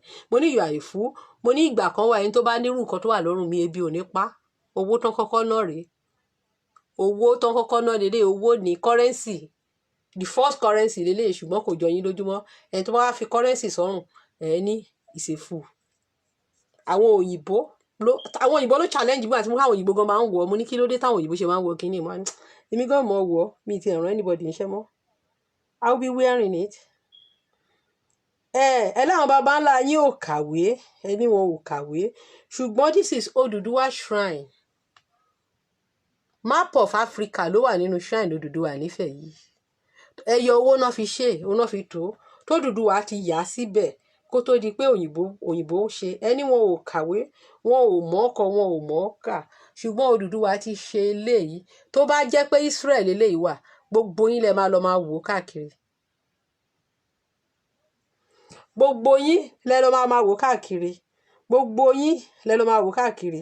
Máàpù yẹn ṣó ilẹ̀ tí àwọn baba ńlá wa kọ́ńkà ní ayé àtijọ́. Tó bá jẹ́ Israel ló wà gbogbo wa la máa lọ máa wò ó. Ní a fẹ́ lọ máa wò káàkiri lénìí ó máa jọ wá lójú gan ṣùgbọ́n torí kó wà nílẹ̀ wa ń kọ́ we are highly demonic, we are highly possessed, we will go to hell fire. Yes. Àwọn baba ńlá wa they are so illiterate, they are good for nothing, wọn ò mọ nǹkan kan wọn ò mọ anything. So mo sọ pé ẹ̀yin tẹ́ ní baba yín ò là yẹn ẹni tí ò ní owó ẹni tó lè dé irú adé yìí ẹni tó bá dé irú adé yẹn ní generation yìí tí wọ́n to ìlẹ̀kẹ̀ adé yẹn ìlú òyìnbó ló wà o ìlú òyìnbó ni adé yẹn wà. So tẹ́ bá ní wọ́n kọ́pì ẹ̀ òun ni mo ṣe fi artifact rí ẹ̀ hàn yín. Irú adé yìí tó bá ń sọ pé adé ògo adé kìíní kan adé tó ń sọ pé ta máa dé lọ́run pé ta bá ti dé ọ̀run pé a máa dé lọ́run adé tí wọ́n yà fún wa pé òun la máa dé adé ìyè lẹ́gbẹ́ mi lókè ẹlẹ́gbẹ́ mẹ́gbẹ́ rẹ̀ adé ìyè ládé mi lókè ẹlẹ́gbẹ́ mẹ́gbẹ́ rẹ̀ adé ìyè àwọn adé ògo èyí tí òyìnbó tí wọ́n wá fi hàn wá òun ní mo gbé sẹ́gbẹ̀ẹ́ ara wọn torí lè ní wọ́n wá sọ pé ó wá dàbí ẹni pé adé royal family la fẹ́ lọ dé lọ́run òun ní ṣe rí báyìí. So I'm now going to expand it. This is Ṣàngó. Láwọn baba ńlá yóò expose wọn ríran but olówó ló lè dérú adé yìí ní time yẹn olówó ló lè dé kìkì owó ni wọ́n tò síbẹ̀ nígbà tí ojúlà wọ́n tò diamond sí adé yìí dẹ̀ lè fẹ́ lọ dé lọ́run wọ́n dẹ̀ ti dé àwọn baba ńlá yín dẹ̀ ti dé àwọn tí wọ́n dẹ̀ wá dé adé yìí àwọn ò dé irú adé yìí rí o ìran wọn ò dá dé fìlà ni wọ́n dé tẹ́lẹ̀ o fìlà ni wọ́n dé tẹ́lẹ̀ lọ gúgùn àwọn bàbá wọn fìlà ni wọ́n dé tán ẹ̀ṣẹ̀ bẹ̀rẹ̀ adé kò tí ì pé 300 years wọ́n bẹ̀rẹ̀ adé tán bá ya picture kọ̀ọ̀kan tí wọ́n ya artifact pé bàbá kan dé adé kan irọ́ ni àwọn ti yín àwọn baba ńlá ti yín rèé o èsì jọ yín lójú ẹ dẹ̀ sọ pé àwọn kan ọmọ ọkọ Yorùbá ọmọ ọkọ Yorùbá lèmi o èmi ò tí ẹ̀ ń ṣe ọmọ Yorùbá anyway tó rọ́mọ Yorùbá ni ò kì í rántí orísun ẹ̀ ọmọ irúnmọlẹ̀ lèmi. So ẹ wo torí mo mọ̀ọ́mọ̀ gbé kínní ìsẹ́gbẹ̀ẹ́ ara káàrí nígbà tí mò ń kọ story nígbà yẹn ẹ wo map of Africa ṣé ẹ wo eléyìí tó wà ní shrine Odùduwà did you see ṣé ẹ rí eléyìí tó wà ní shrine Odùduwà map of Africa this is eléyìí wà ní mo kọ́ ẹ rí báyìí map of Africa ṣé ẹ rí mo mọ̀ọ́mọ̀ ṣe bẹ́ẹ̀ ṣé ẹ rí kí ni ìyàtọ̀ kí lòdùdù òyìnbó wá kọ́ wa nothing ẹlẹ́ láwọn baba ńlá yín ẹ ní wọn ò lọ́pọlọ wọn ò mọ kankan tí ò bá ṣọpọlọ pé òyìnbó ni ẹ ò ní mọ̀wé kà ẹ ò ní mọ̀wé kọ they have their own way of education but wọ́n gbà tán gbé yín kúrò ní line of education yín òun ló jẹ́ kẹ́ ẹ lose identity yín it's because you lost your identity because they took you away from your own history. So kí ni à ń gbìyànjú láti sọ fún wa ni pé tá a bá sọ pé ọmọ ọkọ ni wá, then we have to start behaving like ọmọ ọkọ. We must re-identify ourselves. We must acknowledge our own root. A ní láti tún ẹ̀yìn àwọn baba ńlá wa ṣe. Tí a bá bẹ̀rẹ̀ ń sìn láti bẹ̀rẹ̀ sí tún ẹ̀yìn àwọn ilé baba ńlá wa ṣe, a rí i pé with time àwa ìlú tiwa náà máa dá. People will be coming to our own land. Ìkan ṣe pé ká sọ pé ẹ fẹ́ gba ilẹ̀ táwọn baba ńlá yín tẹ̀, and you don't believe in that ancestor. Ọlọ́run ò kì í ṣe Olódùmarè. Okay, let me just show you this. They stop fooling me. I don't like anymore. Fool me. I have this. Ìgbà wo mo ti kọ kinní? Màá check the date. It's long tí mo ti upload ilé. Àwọn ṣẹ́rí tẹ́ bá ilé wọn kọ Bíbélì lénìí. These are the people tó kọ́kọ́ kọ àkọsílẹ̀. Ṣẹ́rí wọ́n ṣe múra bí Òṣùgbó. Àwọn Ìjẹ̀bú tí ẹ bú mi. Àwọn Ìjẹ̀bú ló kọ́kọ́ kọ. Àwọn ló kọ́kọ́ kọ Bible. Bible just mean book, ìwé. Àwọn Ìjẹ̀bú. Civilization àwọn Ìjẹ̀bú in the ancient days.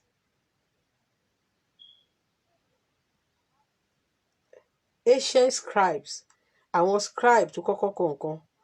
Ẹ̀rí wọn tó ń dirun. Ṣé wọ́n jọ òyìnbó? Ṣé wọ́n jọ òyìnbó? Àwọn ní now. Ṣé wọ́n jọ òyìnbó? Àbó òyìnbó máa ń dirun. Ṣé báwọn lẹ rí tó ń dirun sẹ́yìn? Ṣé bẹ́ẹ̀ rí nǹkan tí wọ́n ró bí àwọn Òṣùgbó? Àbí kì í báwọn Òṣùgbó ṣe máa ń ṣe nìyí? Ṣé báwọn Òṣùgbó sì ṣe máa ń rorò wọn nìyẹn? But they will rot in hell. Àwọn yẹn máa rot ní hell fire. They will rot in hell fire. So but àwọn tó wá copy tó jẹ́ pé copy ni. Why the question kan máa bẹ̀rẹ̀ ni pé why tí gbogbo ẹ̀ ṣe ń jọra? Why is it that everything tó ń fún wa la ní version ẹ̀ ní culture wa? So ṣé ẹ mọ̀ pé àwa gangan ni wọ́n gbógun tì ṣá? Why tó ṣe jẹ́ pé everything tó ń wá kọ́ wa la ní version ẹ̀ ní culture wa? Òyìnbó kan ló mú cross wá fún wa. Cross ti wà nínú ìṣẹ̀ṣe wa o. So tẹ bá wo adé yẹn tí mo fi hàn yín lẹ́ẹ̀kan yẹn, rí pé adé yẹn cross wà ń bẹ̀. And cross represent igun mẹ́rin ayé. So àṣà àwọn baba ńlá yín ni àṣà òkú. This is your own culture. This is your own culture and tradition. Òun ni àṣà. Àṣà no dey die. Baba Aláàfin rèé nígbà tó ń jọba. Baba Adéyẹmí, Aláàfin Adéyẹmí nìyẹn nígbà tó ń jẹ ọba.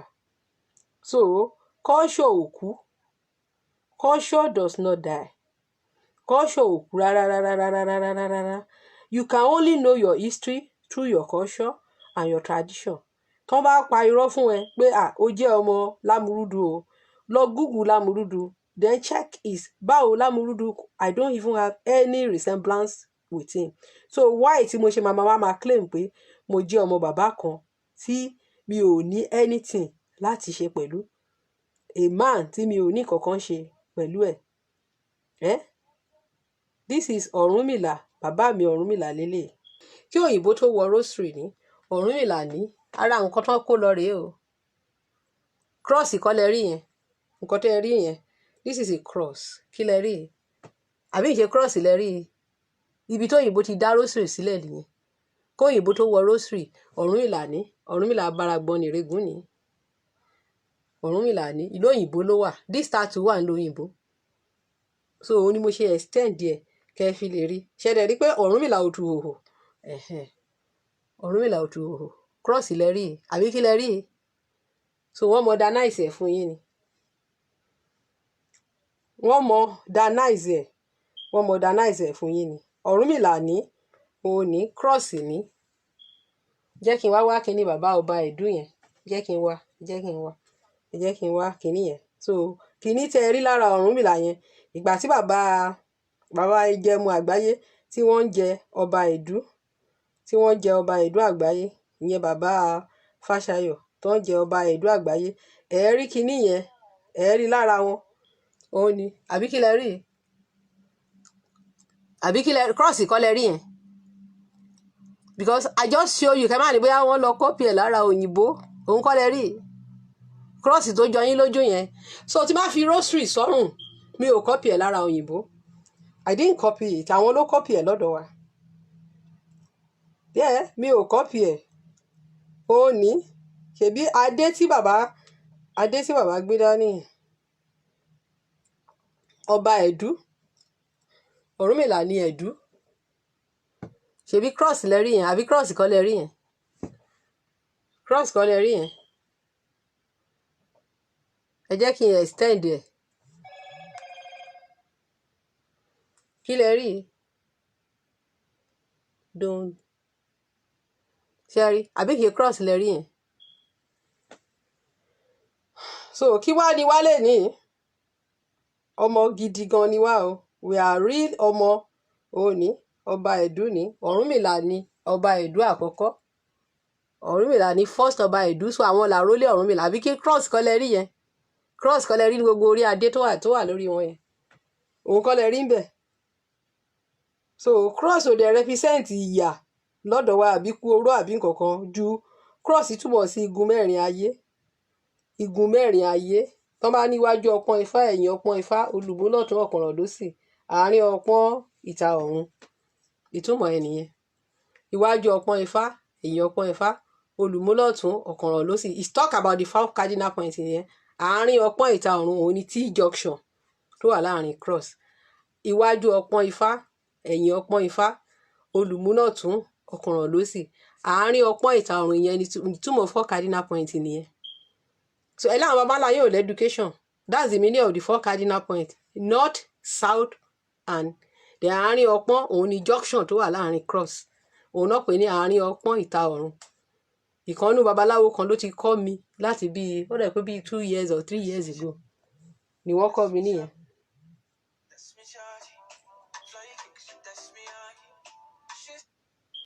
ìgbà wo ni wọ́n ṣe adé yẹn ìgbà wo ni Jésù ti dé that means you just join it because I show Ọ̀rúnmìlà I have shown Ọ̀rúnmìlà before mo ti show Ọ̀rúnmìlà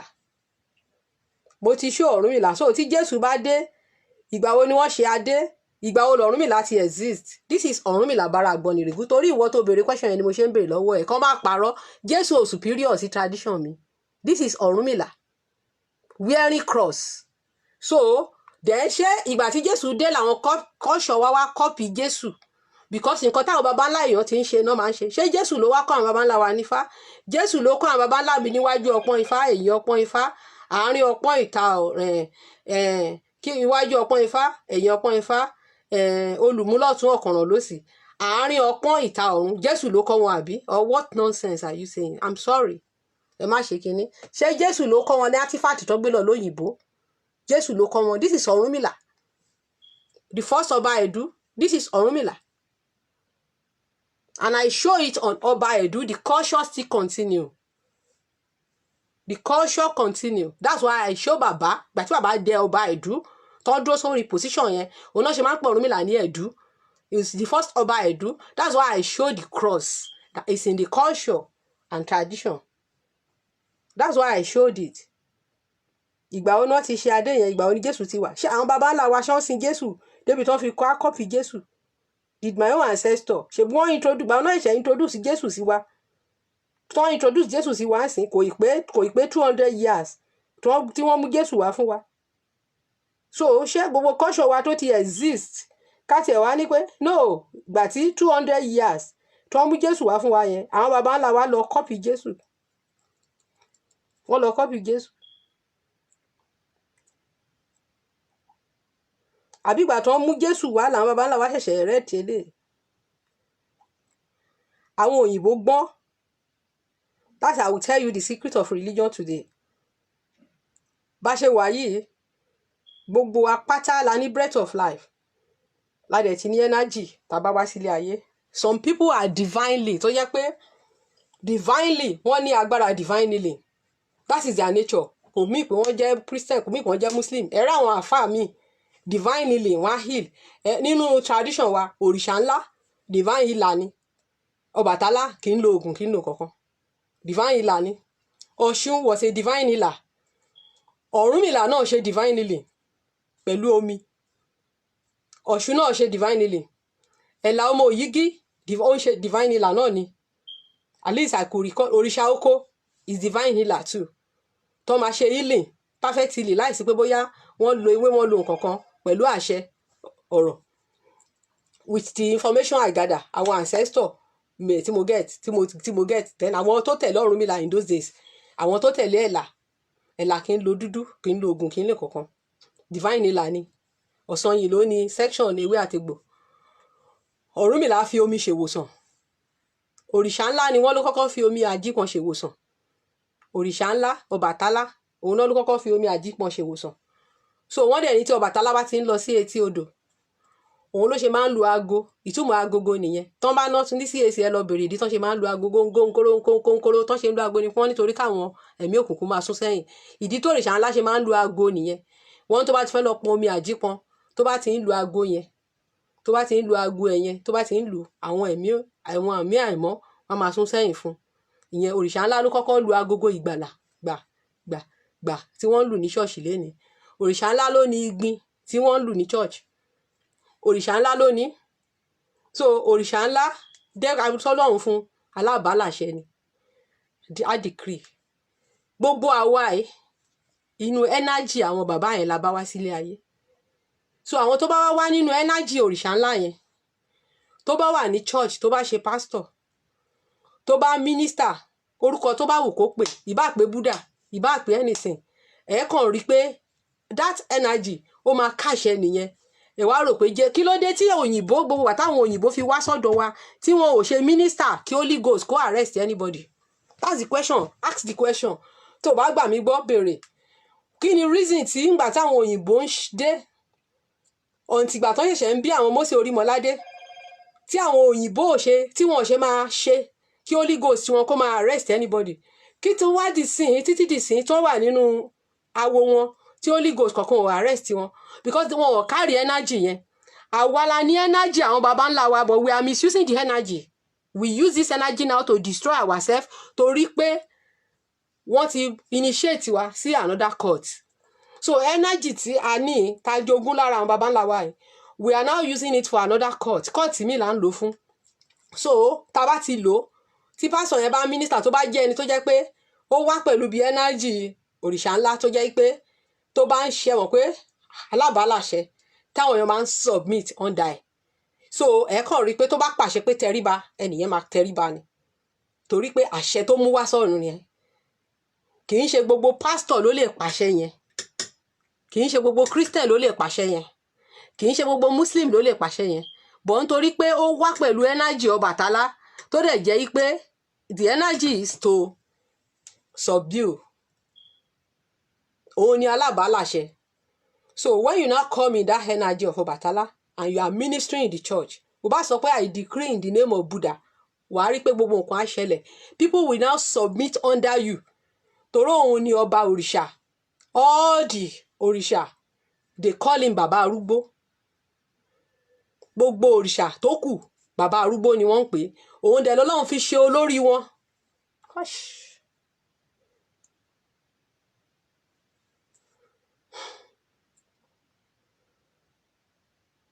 Sorry. Bàbá arúgbó ni Olódùmarè fi ṣe olórí gbogbo àwọn òrìṣà. Òun ni ọba òrìṣà tó jẹ́ pé gbogbo òrìṣà pátá they regard him as bàbá, they respect him. So tí anybody tó bá wá pẹ̀lú any spirit, bóyá kinní ni tó bá wá sí abẹ́ bàbá alábàálàṣẹ, tí ó bá decree, wọn kì í wọ́n tó bá ń sọ̀rọ̀ bàbá wọn kì í ṣe orílẹ̀. Ẹ jẹ́ kí n cover orí mi mọ̀ bó ṣe ń ṣe mí. So kò kí n fẹ́ kẹ́hàn ṣe orílẹ̀. So kí ni mo ń gbìyànjú láti sọ ni pé tí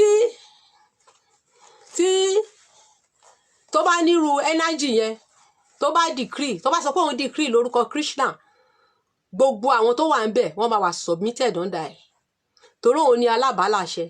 Ẹni tó ń sọ̀rọ̀ lọ́wọ́ yẹn energy Ọbàtálá ló ń lò. That is why tẹ́ fi rò pé bóyá Holy Ghost kan arrest yín. Kò sí Holy Ghost kankan tó wá láti anywhere láti wá arrest yín. Bọ̀ nítorí pé wọ́n ti mislead wa, tá dẹ̀ rò pé so àwa lo kíní àwa fi ń destroy ara wa. We now use this to destroy ourselves. Energy òrìṣà ńlá òun lè fi ń arrest, kì í ṣe energy Jésù kankan.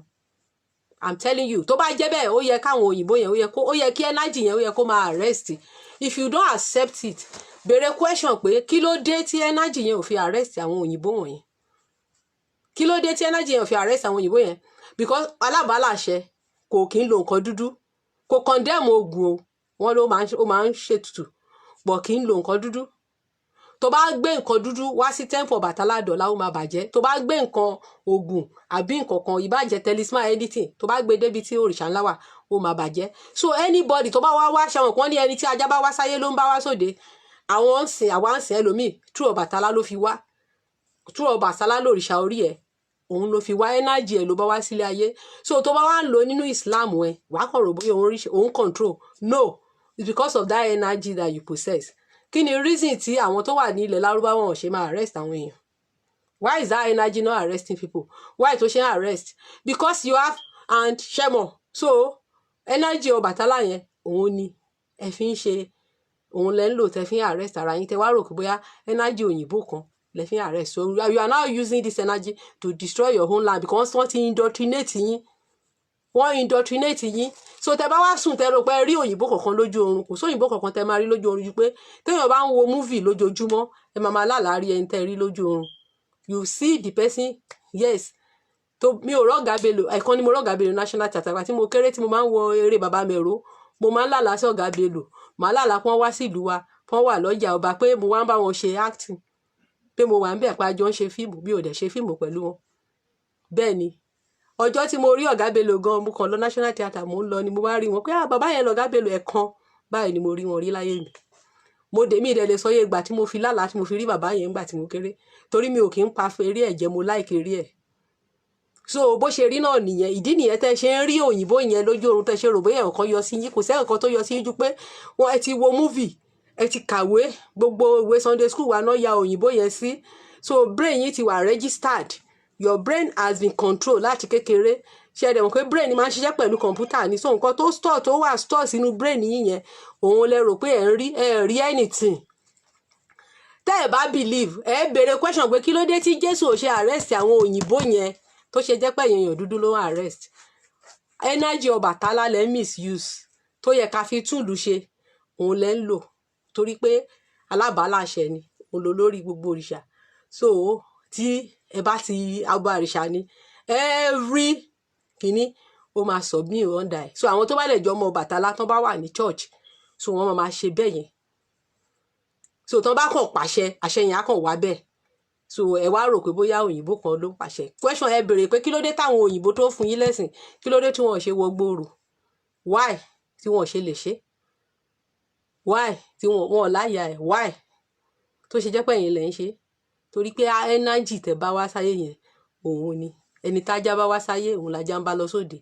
So ẹ wá true negative, so but ẹ wá misuse ẹ because ẹ ti wà polluted, wọ́n ti register ọpọlọ yín. Your brain is now registered. Brain yín ó ti wà registered. Ẹ rí pé ìgbà tí mo dé fìlànsìn tí mo fi nǹkan borí kíní tó ń ṣe mí yẹn ó stop because bí mo ṣe dárúkọ òrìṣà ńlá yẹn wọn kì í ṣí orílẹ̀, wọn kì í ṣí orílẹ̀ tán bá ń sọ̀rọ̀ ẹ lè ṣí orílẹ̀, wọn ṣí orílẹ̀ kò gbà. You cannot open your head when you are talking about him. So ìgbà tí mo fi kíní borí mi sìn ṣe rí pé mo ṣe kíní. So energy yẹn Ọbàtálá yẹn òun ni gbogbo àwọn pastor yẹn misuse. Gbogbo àwọn tẹ bá rí tán bá láwọn pàṣẹ tán á ní come out táwọn èèyàn sá wá gìrìgìrì yẹn energy Ọbàtálá ni gbogbo wọn lò. But ògo yẹn ńkọ́ torí pé wọ́n ti brainwash yàn láti kékeré yẹn nǹkan tó ti register tọpọlọ wa yẹn òun la wá rò pé òun ló ń fọ́ọ̀k. Why tí Church of England ọ̀la tí wọ́n ṣe máa pàṣẹ káwọn èèyàn máa jáde? Why tí gbogbo wọn ò ṣe repent? Àwọn tó gbé religion àfọ àwọn why táwọn ò ṣe repent? Why táwọn ò ṣe repent? Tó ṣe wá jẹ́ pé àwa ni Holy Ghost yẹn arrest. Why tí Holy Ghost yẹn ò ṣe máa arrest àwọn tó fi jẹ́ pé àwa ló ń arrest? Why? Because energy àwọn baba ńlá wa la bá wá sílé ayé. Òyìnbó dẹ̀ mọ̀, àwọn Róòmù mọ̀. They know this secret. Tẹ́ bá lọ sọ́dọ̀ àwọn Bible scholar, tẹ́ bá ṣe on indoctrination. Ṣé mọ̀ pé àwa it took me time, hours, years, not just months, for on indoctrination on the Bible. It took me hours, years, months. Nígbà tí mo ṣe on indoctrination, Bible náà fi ṣe on indoctrination fún mi. And they now begin to teach me this is the reason, this is the why, this is why, this is why, this is why, this is why, this is why. And that's why Africa is not making progress. Because Africa, wọn ò mọ source pé the source of that power tẹ́ ẹ ń lò tẹ́ ṣe ń lò yẹn náà ibẹ̀ yẹn ló wà. that source yẹn tẹ́ fi ń ṣe healing tẹ́ fi ń ṣe yẹn ibẹ̀ ló wà. Ibẹ̀ ló wà. So ẹ dẹ̀ máa tún òṣèré máa gbò ló ń ṣe gbogbo ẹ̀ is the one because of that energy ni but you don't know ẹ wá ń gbé ògo yẹn ẹ wá ń gbé fẹ́ lómi so energy yẹn ẹ má jẹ́ ká fi bà tradition wa jẹ́ mọ́.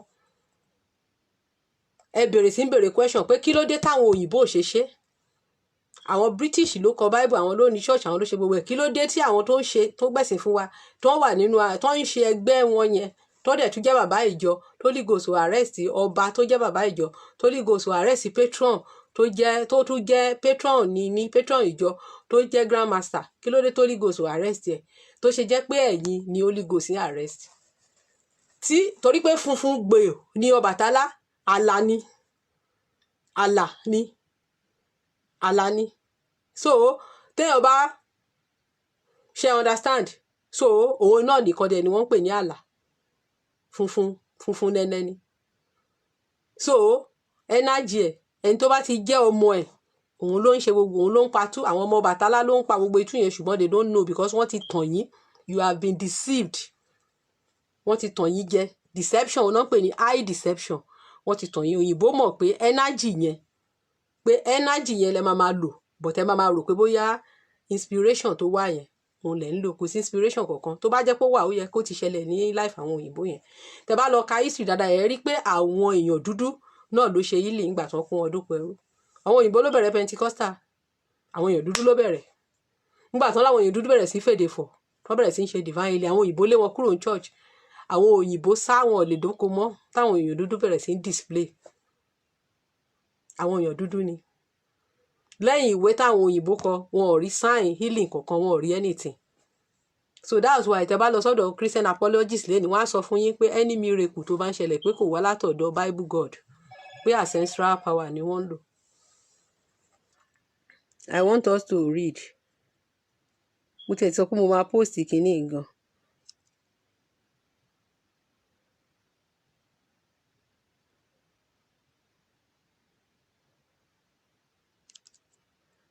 Wọ́n ní agbára àjọ Ọlọ́run máa sọ̀kalẹ̀ tí ẹ̀là bá ti lọ. Ẹ jẹ́ kí n kà á. Èyí ni ọ̀rọ̀ ayọ̀ tí a ó kọ kẹ́yìn nígbà tí agbára àjọ Ọlọ́run bá dé ìgbà tí ẹ̀là mímọ́ ń lọ nìyẹn o ṣé kò ń ṣe nǹkan kan tó sọ fún wa náà nìyẹn. Ará mi bẹ̀rù àjà Ọlọ́run torí mo rántí ọjọ́ tí àti sùn mi àti ọjọ́ tí kinní ló kọ this is from Òdìméjì mo wà ní ipò ayé èyí ni ọ̀rọ̀ ayọ̀ tí a ó sọ níkẹyìn nígbà tí agbára àjọ Ọlọ́run bá dé ṣùgbọ́n àwọn aláìgbàgbọ́ kì yóò rí ojú rere náà wọ́n á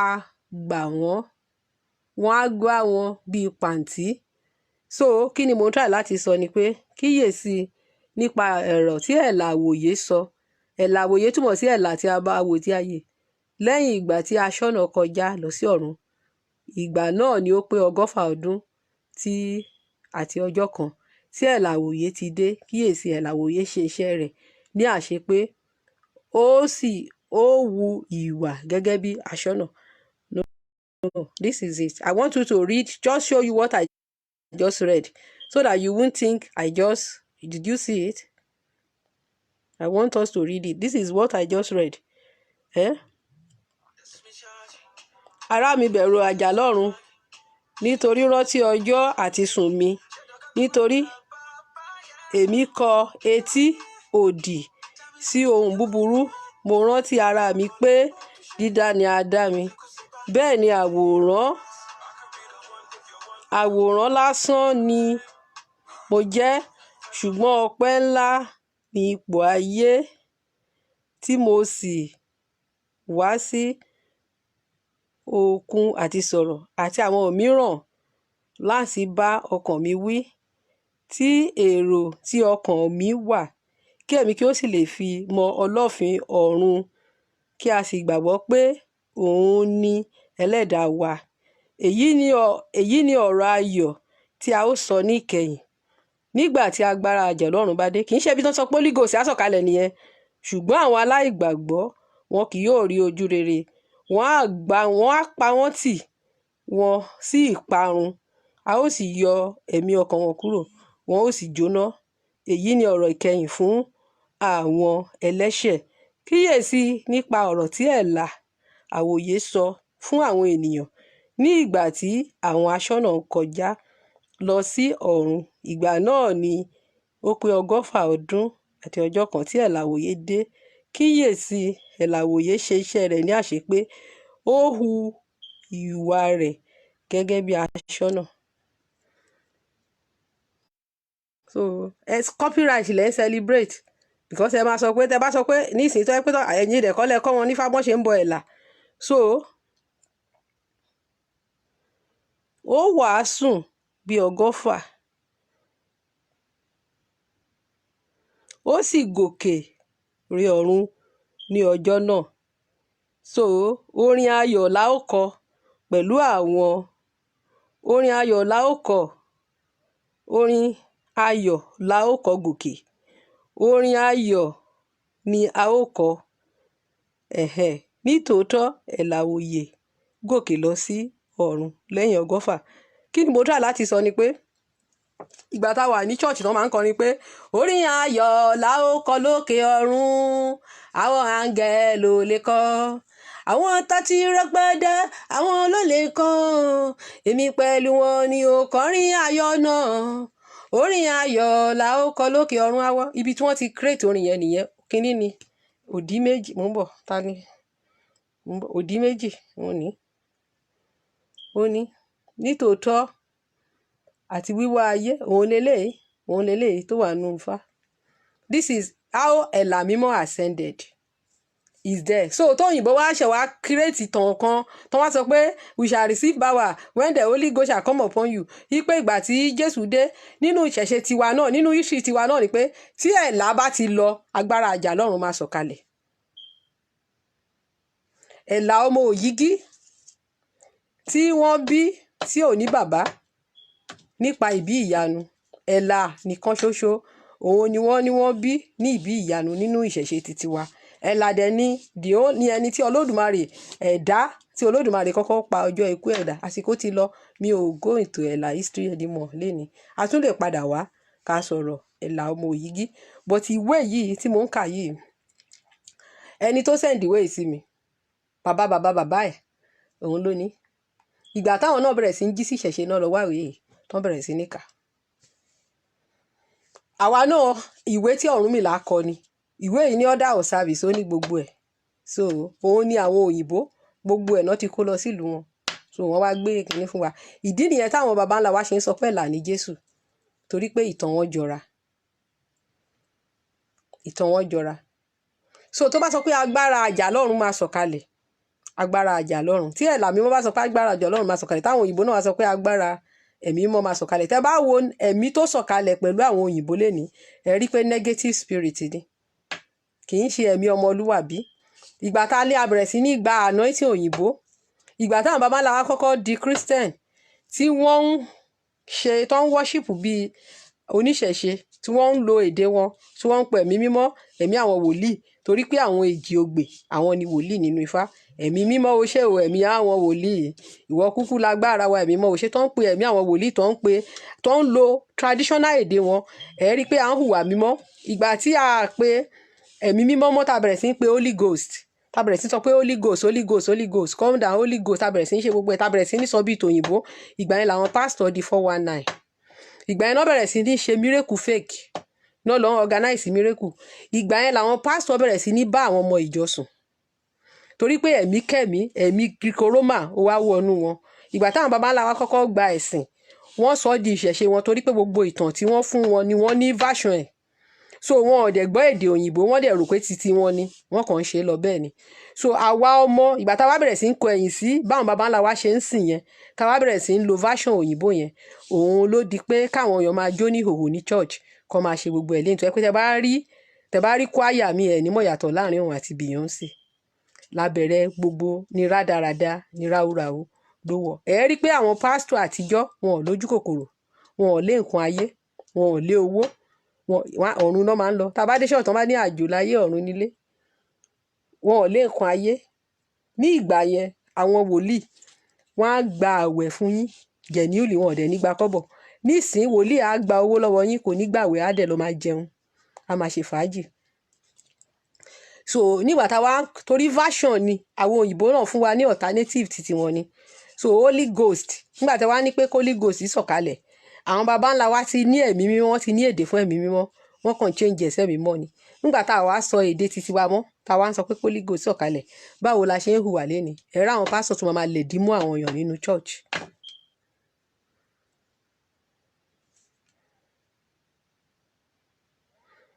Ẹ ṣé jàre, ẹ ṣé bàbá.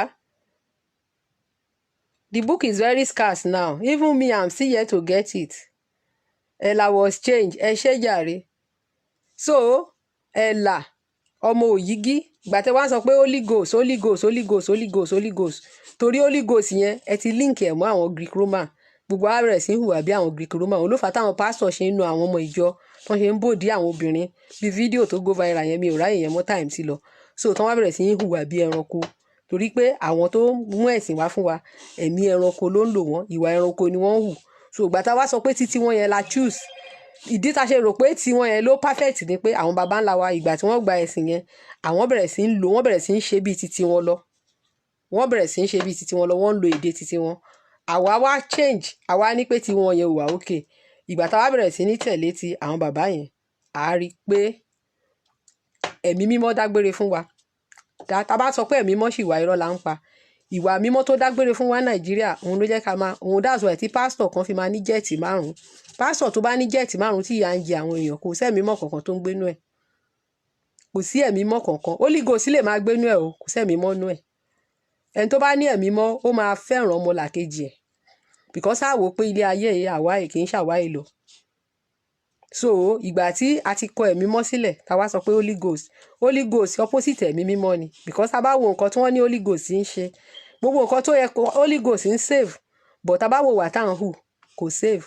Olè, ká jí, ká wà níbi iṣẹ́, ká parí iṣẹ́, gbogbo àwọn nǹkan tí àwọn baba ńlá wa rí as odd to them. Mi lémi náà perfect, èmi tí mò ń sọ̀rọ̀, but gbogbo nǹkan táwọn baba ńlá wa rí as odd, òun là wá rí as norm. A dẹ̀ máa lọ church, a dẹ̀ ní ṣòkòrò bòbò sí kàrà bàbàbàbàbàbà, ó kàn fèdè fọ ní ẹ̀mí òfurufú. You are just speaking in tongue, but your life is not. A pastor mi ó ti ṣẹ́ oyún fún ọmọ ìjọ tó lọ bí 12. The same thing pẹ̀lú alàgbà, different thing. Bẹ́ẹ̀ yẹn kì í dẹ́ ṣe fault ẹ̀, because ẹ̀mí tó wọnú ẹ̀ kò, when the spirit that possess you, you don't have power over it.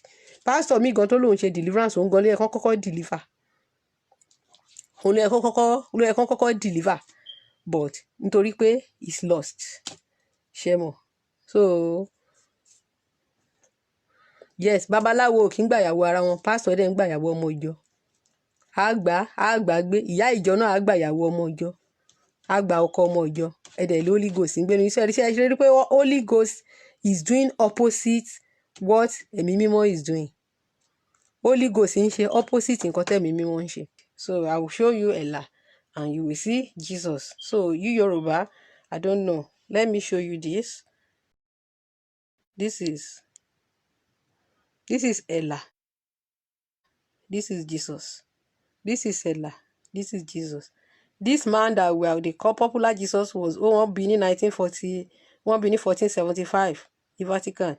Ẹni it exists thousands of years, thousand years. So and in Ifa they call Elaboro, Elaboye, Elabo Ṣíṣe. So and the Trinity was actually copied from Ifa. Ifa not to copy Trinity, because Father, Son, Holy Ghost don't copy. Ifa not to copy ẹ̀. Tẹ́ bá pè Ella ni son ọmọ. Ifá ní Ella nìkan ní ṣọmọ bíbí inú Olódùmarè. Tẹ́ bá pè Ella, Ọ̀rúnmìlà á fọhùn. Ọ̀rúnmìlà ni wọ́n change sí Holy Spirit. Ọ̀rúnmìlà ni revelation. Ṣé mọ̀ pé tẹ́ bá sọ nísìnyí nínú Ifá, before you can venerate Ọ̀rúnmìlà, ẹ kọ́kọ́ sọ pé Ella àbọ̀rú àbọ̀yè, Ella àbọ̀yè bọ̀ ṣíṣe. So ẹ bá sọ pé Ella rọ̀ wá lẹ́ẹ̀mẹ́ta, Ella rọ̀ wá, Ella rọ̀ wá, Ella rọ̀ wá, Ifá rọ̀ wá, Ifá rọ̀ wá, Ifá rọ̀ wá. That's when Ọ̀rúnmìlà will now speak the voice of Olódùmarè fún, because anytime tó Ọ̀rúnmìlà bá ti sọ ohùn Olódùmarè ni, Ọ̀rúnmìlà ló fún nífá láti máa fọ̀. So ibẹ̀ ni òyìnbó ti wá náà ti create Trinity pé Jesus, Holy Ghost àti God. It was copied. So Trinity, wọ́n máa sọ pé Trinity gangan inú Ifá gangan ni Trinity ti bẹ̀rẹ̀. Inú Ifá gangan ni mẹ́ta lọ́kan yẹn. You cannot separate the three of them. Ẹ̀là nìkan ló wà nínú ilé Olódùmarè nínú tradition wa. Ẹ̀là ló ń gbé nínú ilé Olódùmarè. Only ẹ̀là nìkan ṣoṣo ló ń gbé nínú ilé Olódùmarè. So ìyẹn ẹ̀là mímọ́, ọmọ Òyìgí. And ẹ̀là àwòyè means ẹ̀là tí a wò tí a yè. Ẹ̀là ìwòyè means ẹ̀là tó jẹ́ pé tí ẹnikẹ́ni bá wò yóò yè. Ẹ̀là tó jẹ́ pé anybody tó bá wò, anybody who look unto him shall be saved. Ẹ̀là tí a wò, ẹ̀là that we look unto, that we are saved. Ẹ̀là àwòyè. And there are some language you don't even need anybody to translate it for you. Nígbà tó pé èèyàn kan ní ẹ̀là àwòyè, ẹ̀là ìwòyè, ẹ̀là tó jẹ́ pé ẹni tí a bá wò, what is ẹ̀là? You know ẹ̀là can also mean salvation.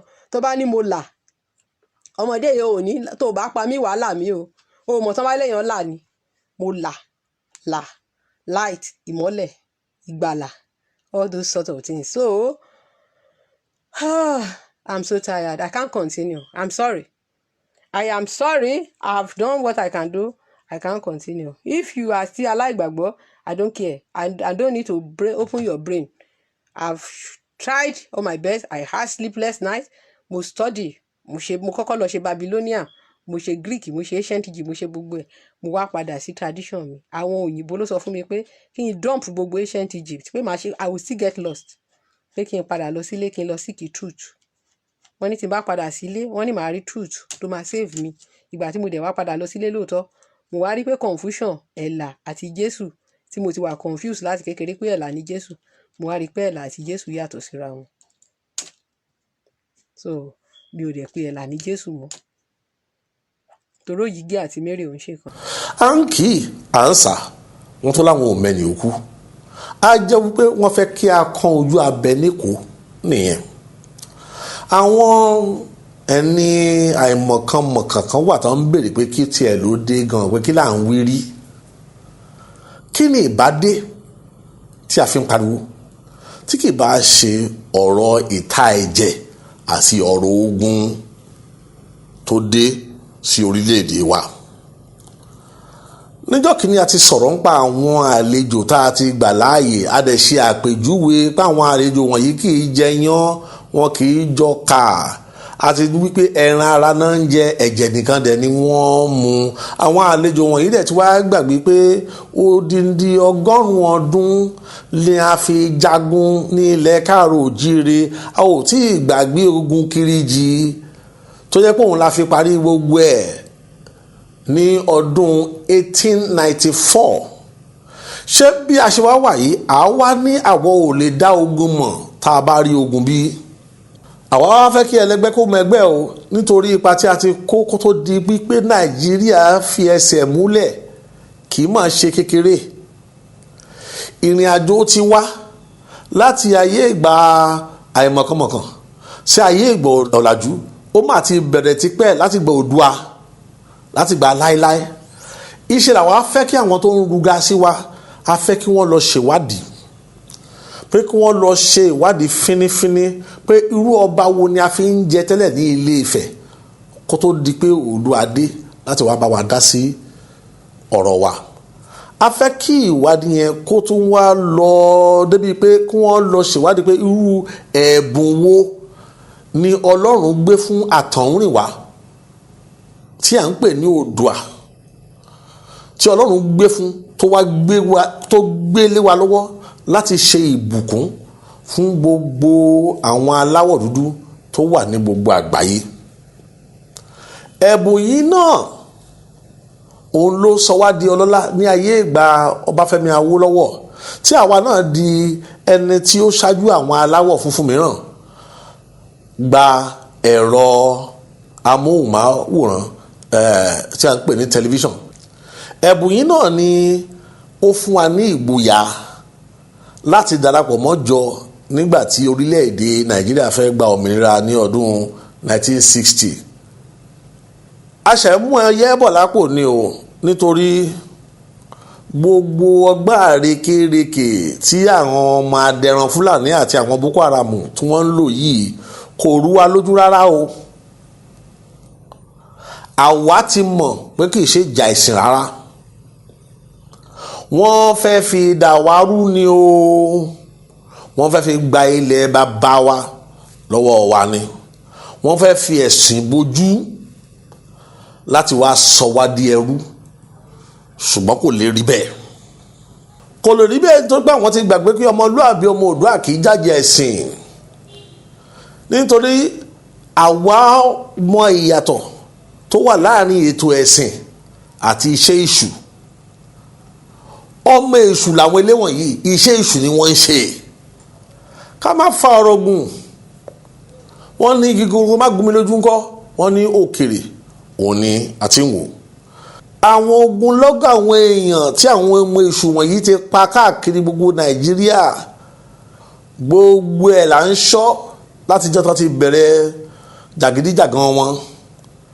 Àwa wá fẹ́ kí ìjọba Nàìjíríà kó tẹ́tí kó gbọ́ ọ̀rọ̀ wa, kó tẹ́tí kó gbọ́ ọ̀rọ̀ yìí. A wá láti wá jáwọ́ nínú àkàn tí ó yọ, àsìkò tiwa ti wá dé nìyẹn láti lọ gbé omi láti wá ká lọ gbé kaná. Ìpilẹ̀ṣẹ̀ àṣírí ọmọlúàbí ọmọ Oòduà ni pé àwa ò sí lára ẹgbẹ́ àwọn tó ń fi ẹ̀mí ọmọ èèyàn wé ẹ̀mí màálù. Ìjọ táwọn gan bá ti gbarú ẹ̀ láàyè, á jẹ́ pé kíni àwa gan ti múra láti parun nìyẹn. Ìyẹn ẹ̀wẹ̀ yàtọ̀ sí àwọn àlejò kálejò tátó àti gbà láàyè láàrin wa, àwa gan tún wá láti wá bẹ̀rẹ̀ sí mójútó àwọn akótilétà, àwọn mẹ́ran, àwọn ọmọ ojú ọ̀rọ̀ lárí, àwọn ọmọ àlè, àwọn ọ̀dàlẹ̀ ẹ̀dá tí ń bẹ láàrin wa. Èmi fi tí ọ̀wọ̀tọ̀wọ̀ kí gbogbo àwọn àgbààgbà wa gbogbo wípé kí ni àgbà kì í wà lọ́jà o kó rí ọmọ tuntun ká ní owó.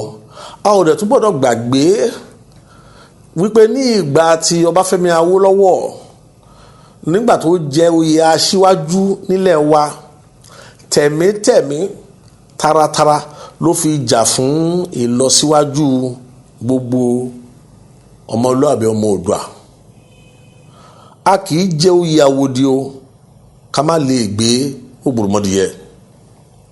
Ní ìparí, a fẹ́ kí gbogbo àwọn ọmọlúàbí ọmọ Oòduà tó wà ní ìlú òkèrè àti gbogbo àgbáyé pẹ̀lú àwa tá a wà ní ilẹ̀ aláwọ̀ dúdú kí gbogbo wa wá gbáradì tó bá di bóòlù ọ̀yá mi láti wá ja ìjà òmìnira fún ẹ̀mí wa àti fún ẹ̀mí àwọn ọmọ wa tó ń bọ̀ lẹ́yìn wa ọ̀la. Èyí yẹn tó bá di wípé kí ni ìjọba orílẹ̀-èdè kọ etí ikún sí ọ̀rọ̀ gbàǹkọ̀bì tí à ń sọ yìí. Lákòótán, a ò tí ì gbàgbé pé ẹ̀bùn kan wà tí Ọlọ́run gbélé wa lọ́wọ́ láti fi bùkún fún gbogbo àwọn ọmọ aláwọ̀ dúdú ní gbogbo àgbáyé kó dẹ̀ gbọ́dọ̀ jẹrun ní ìgbà tiwa.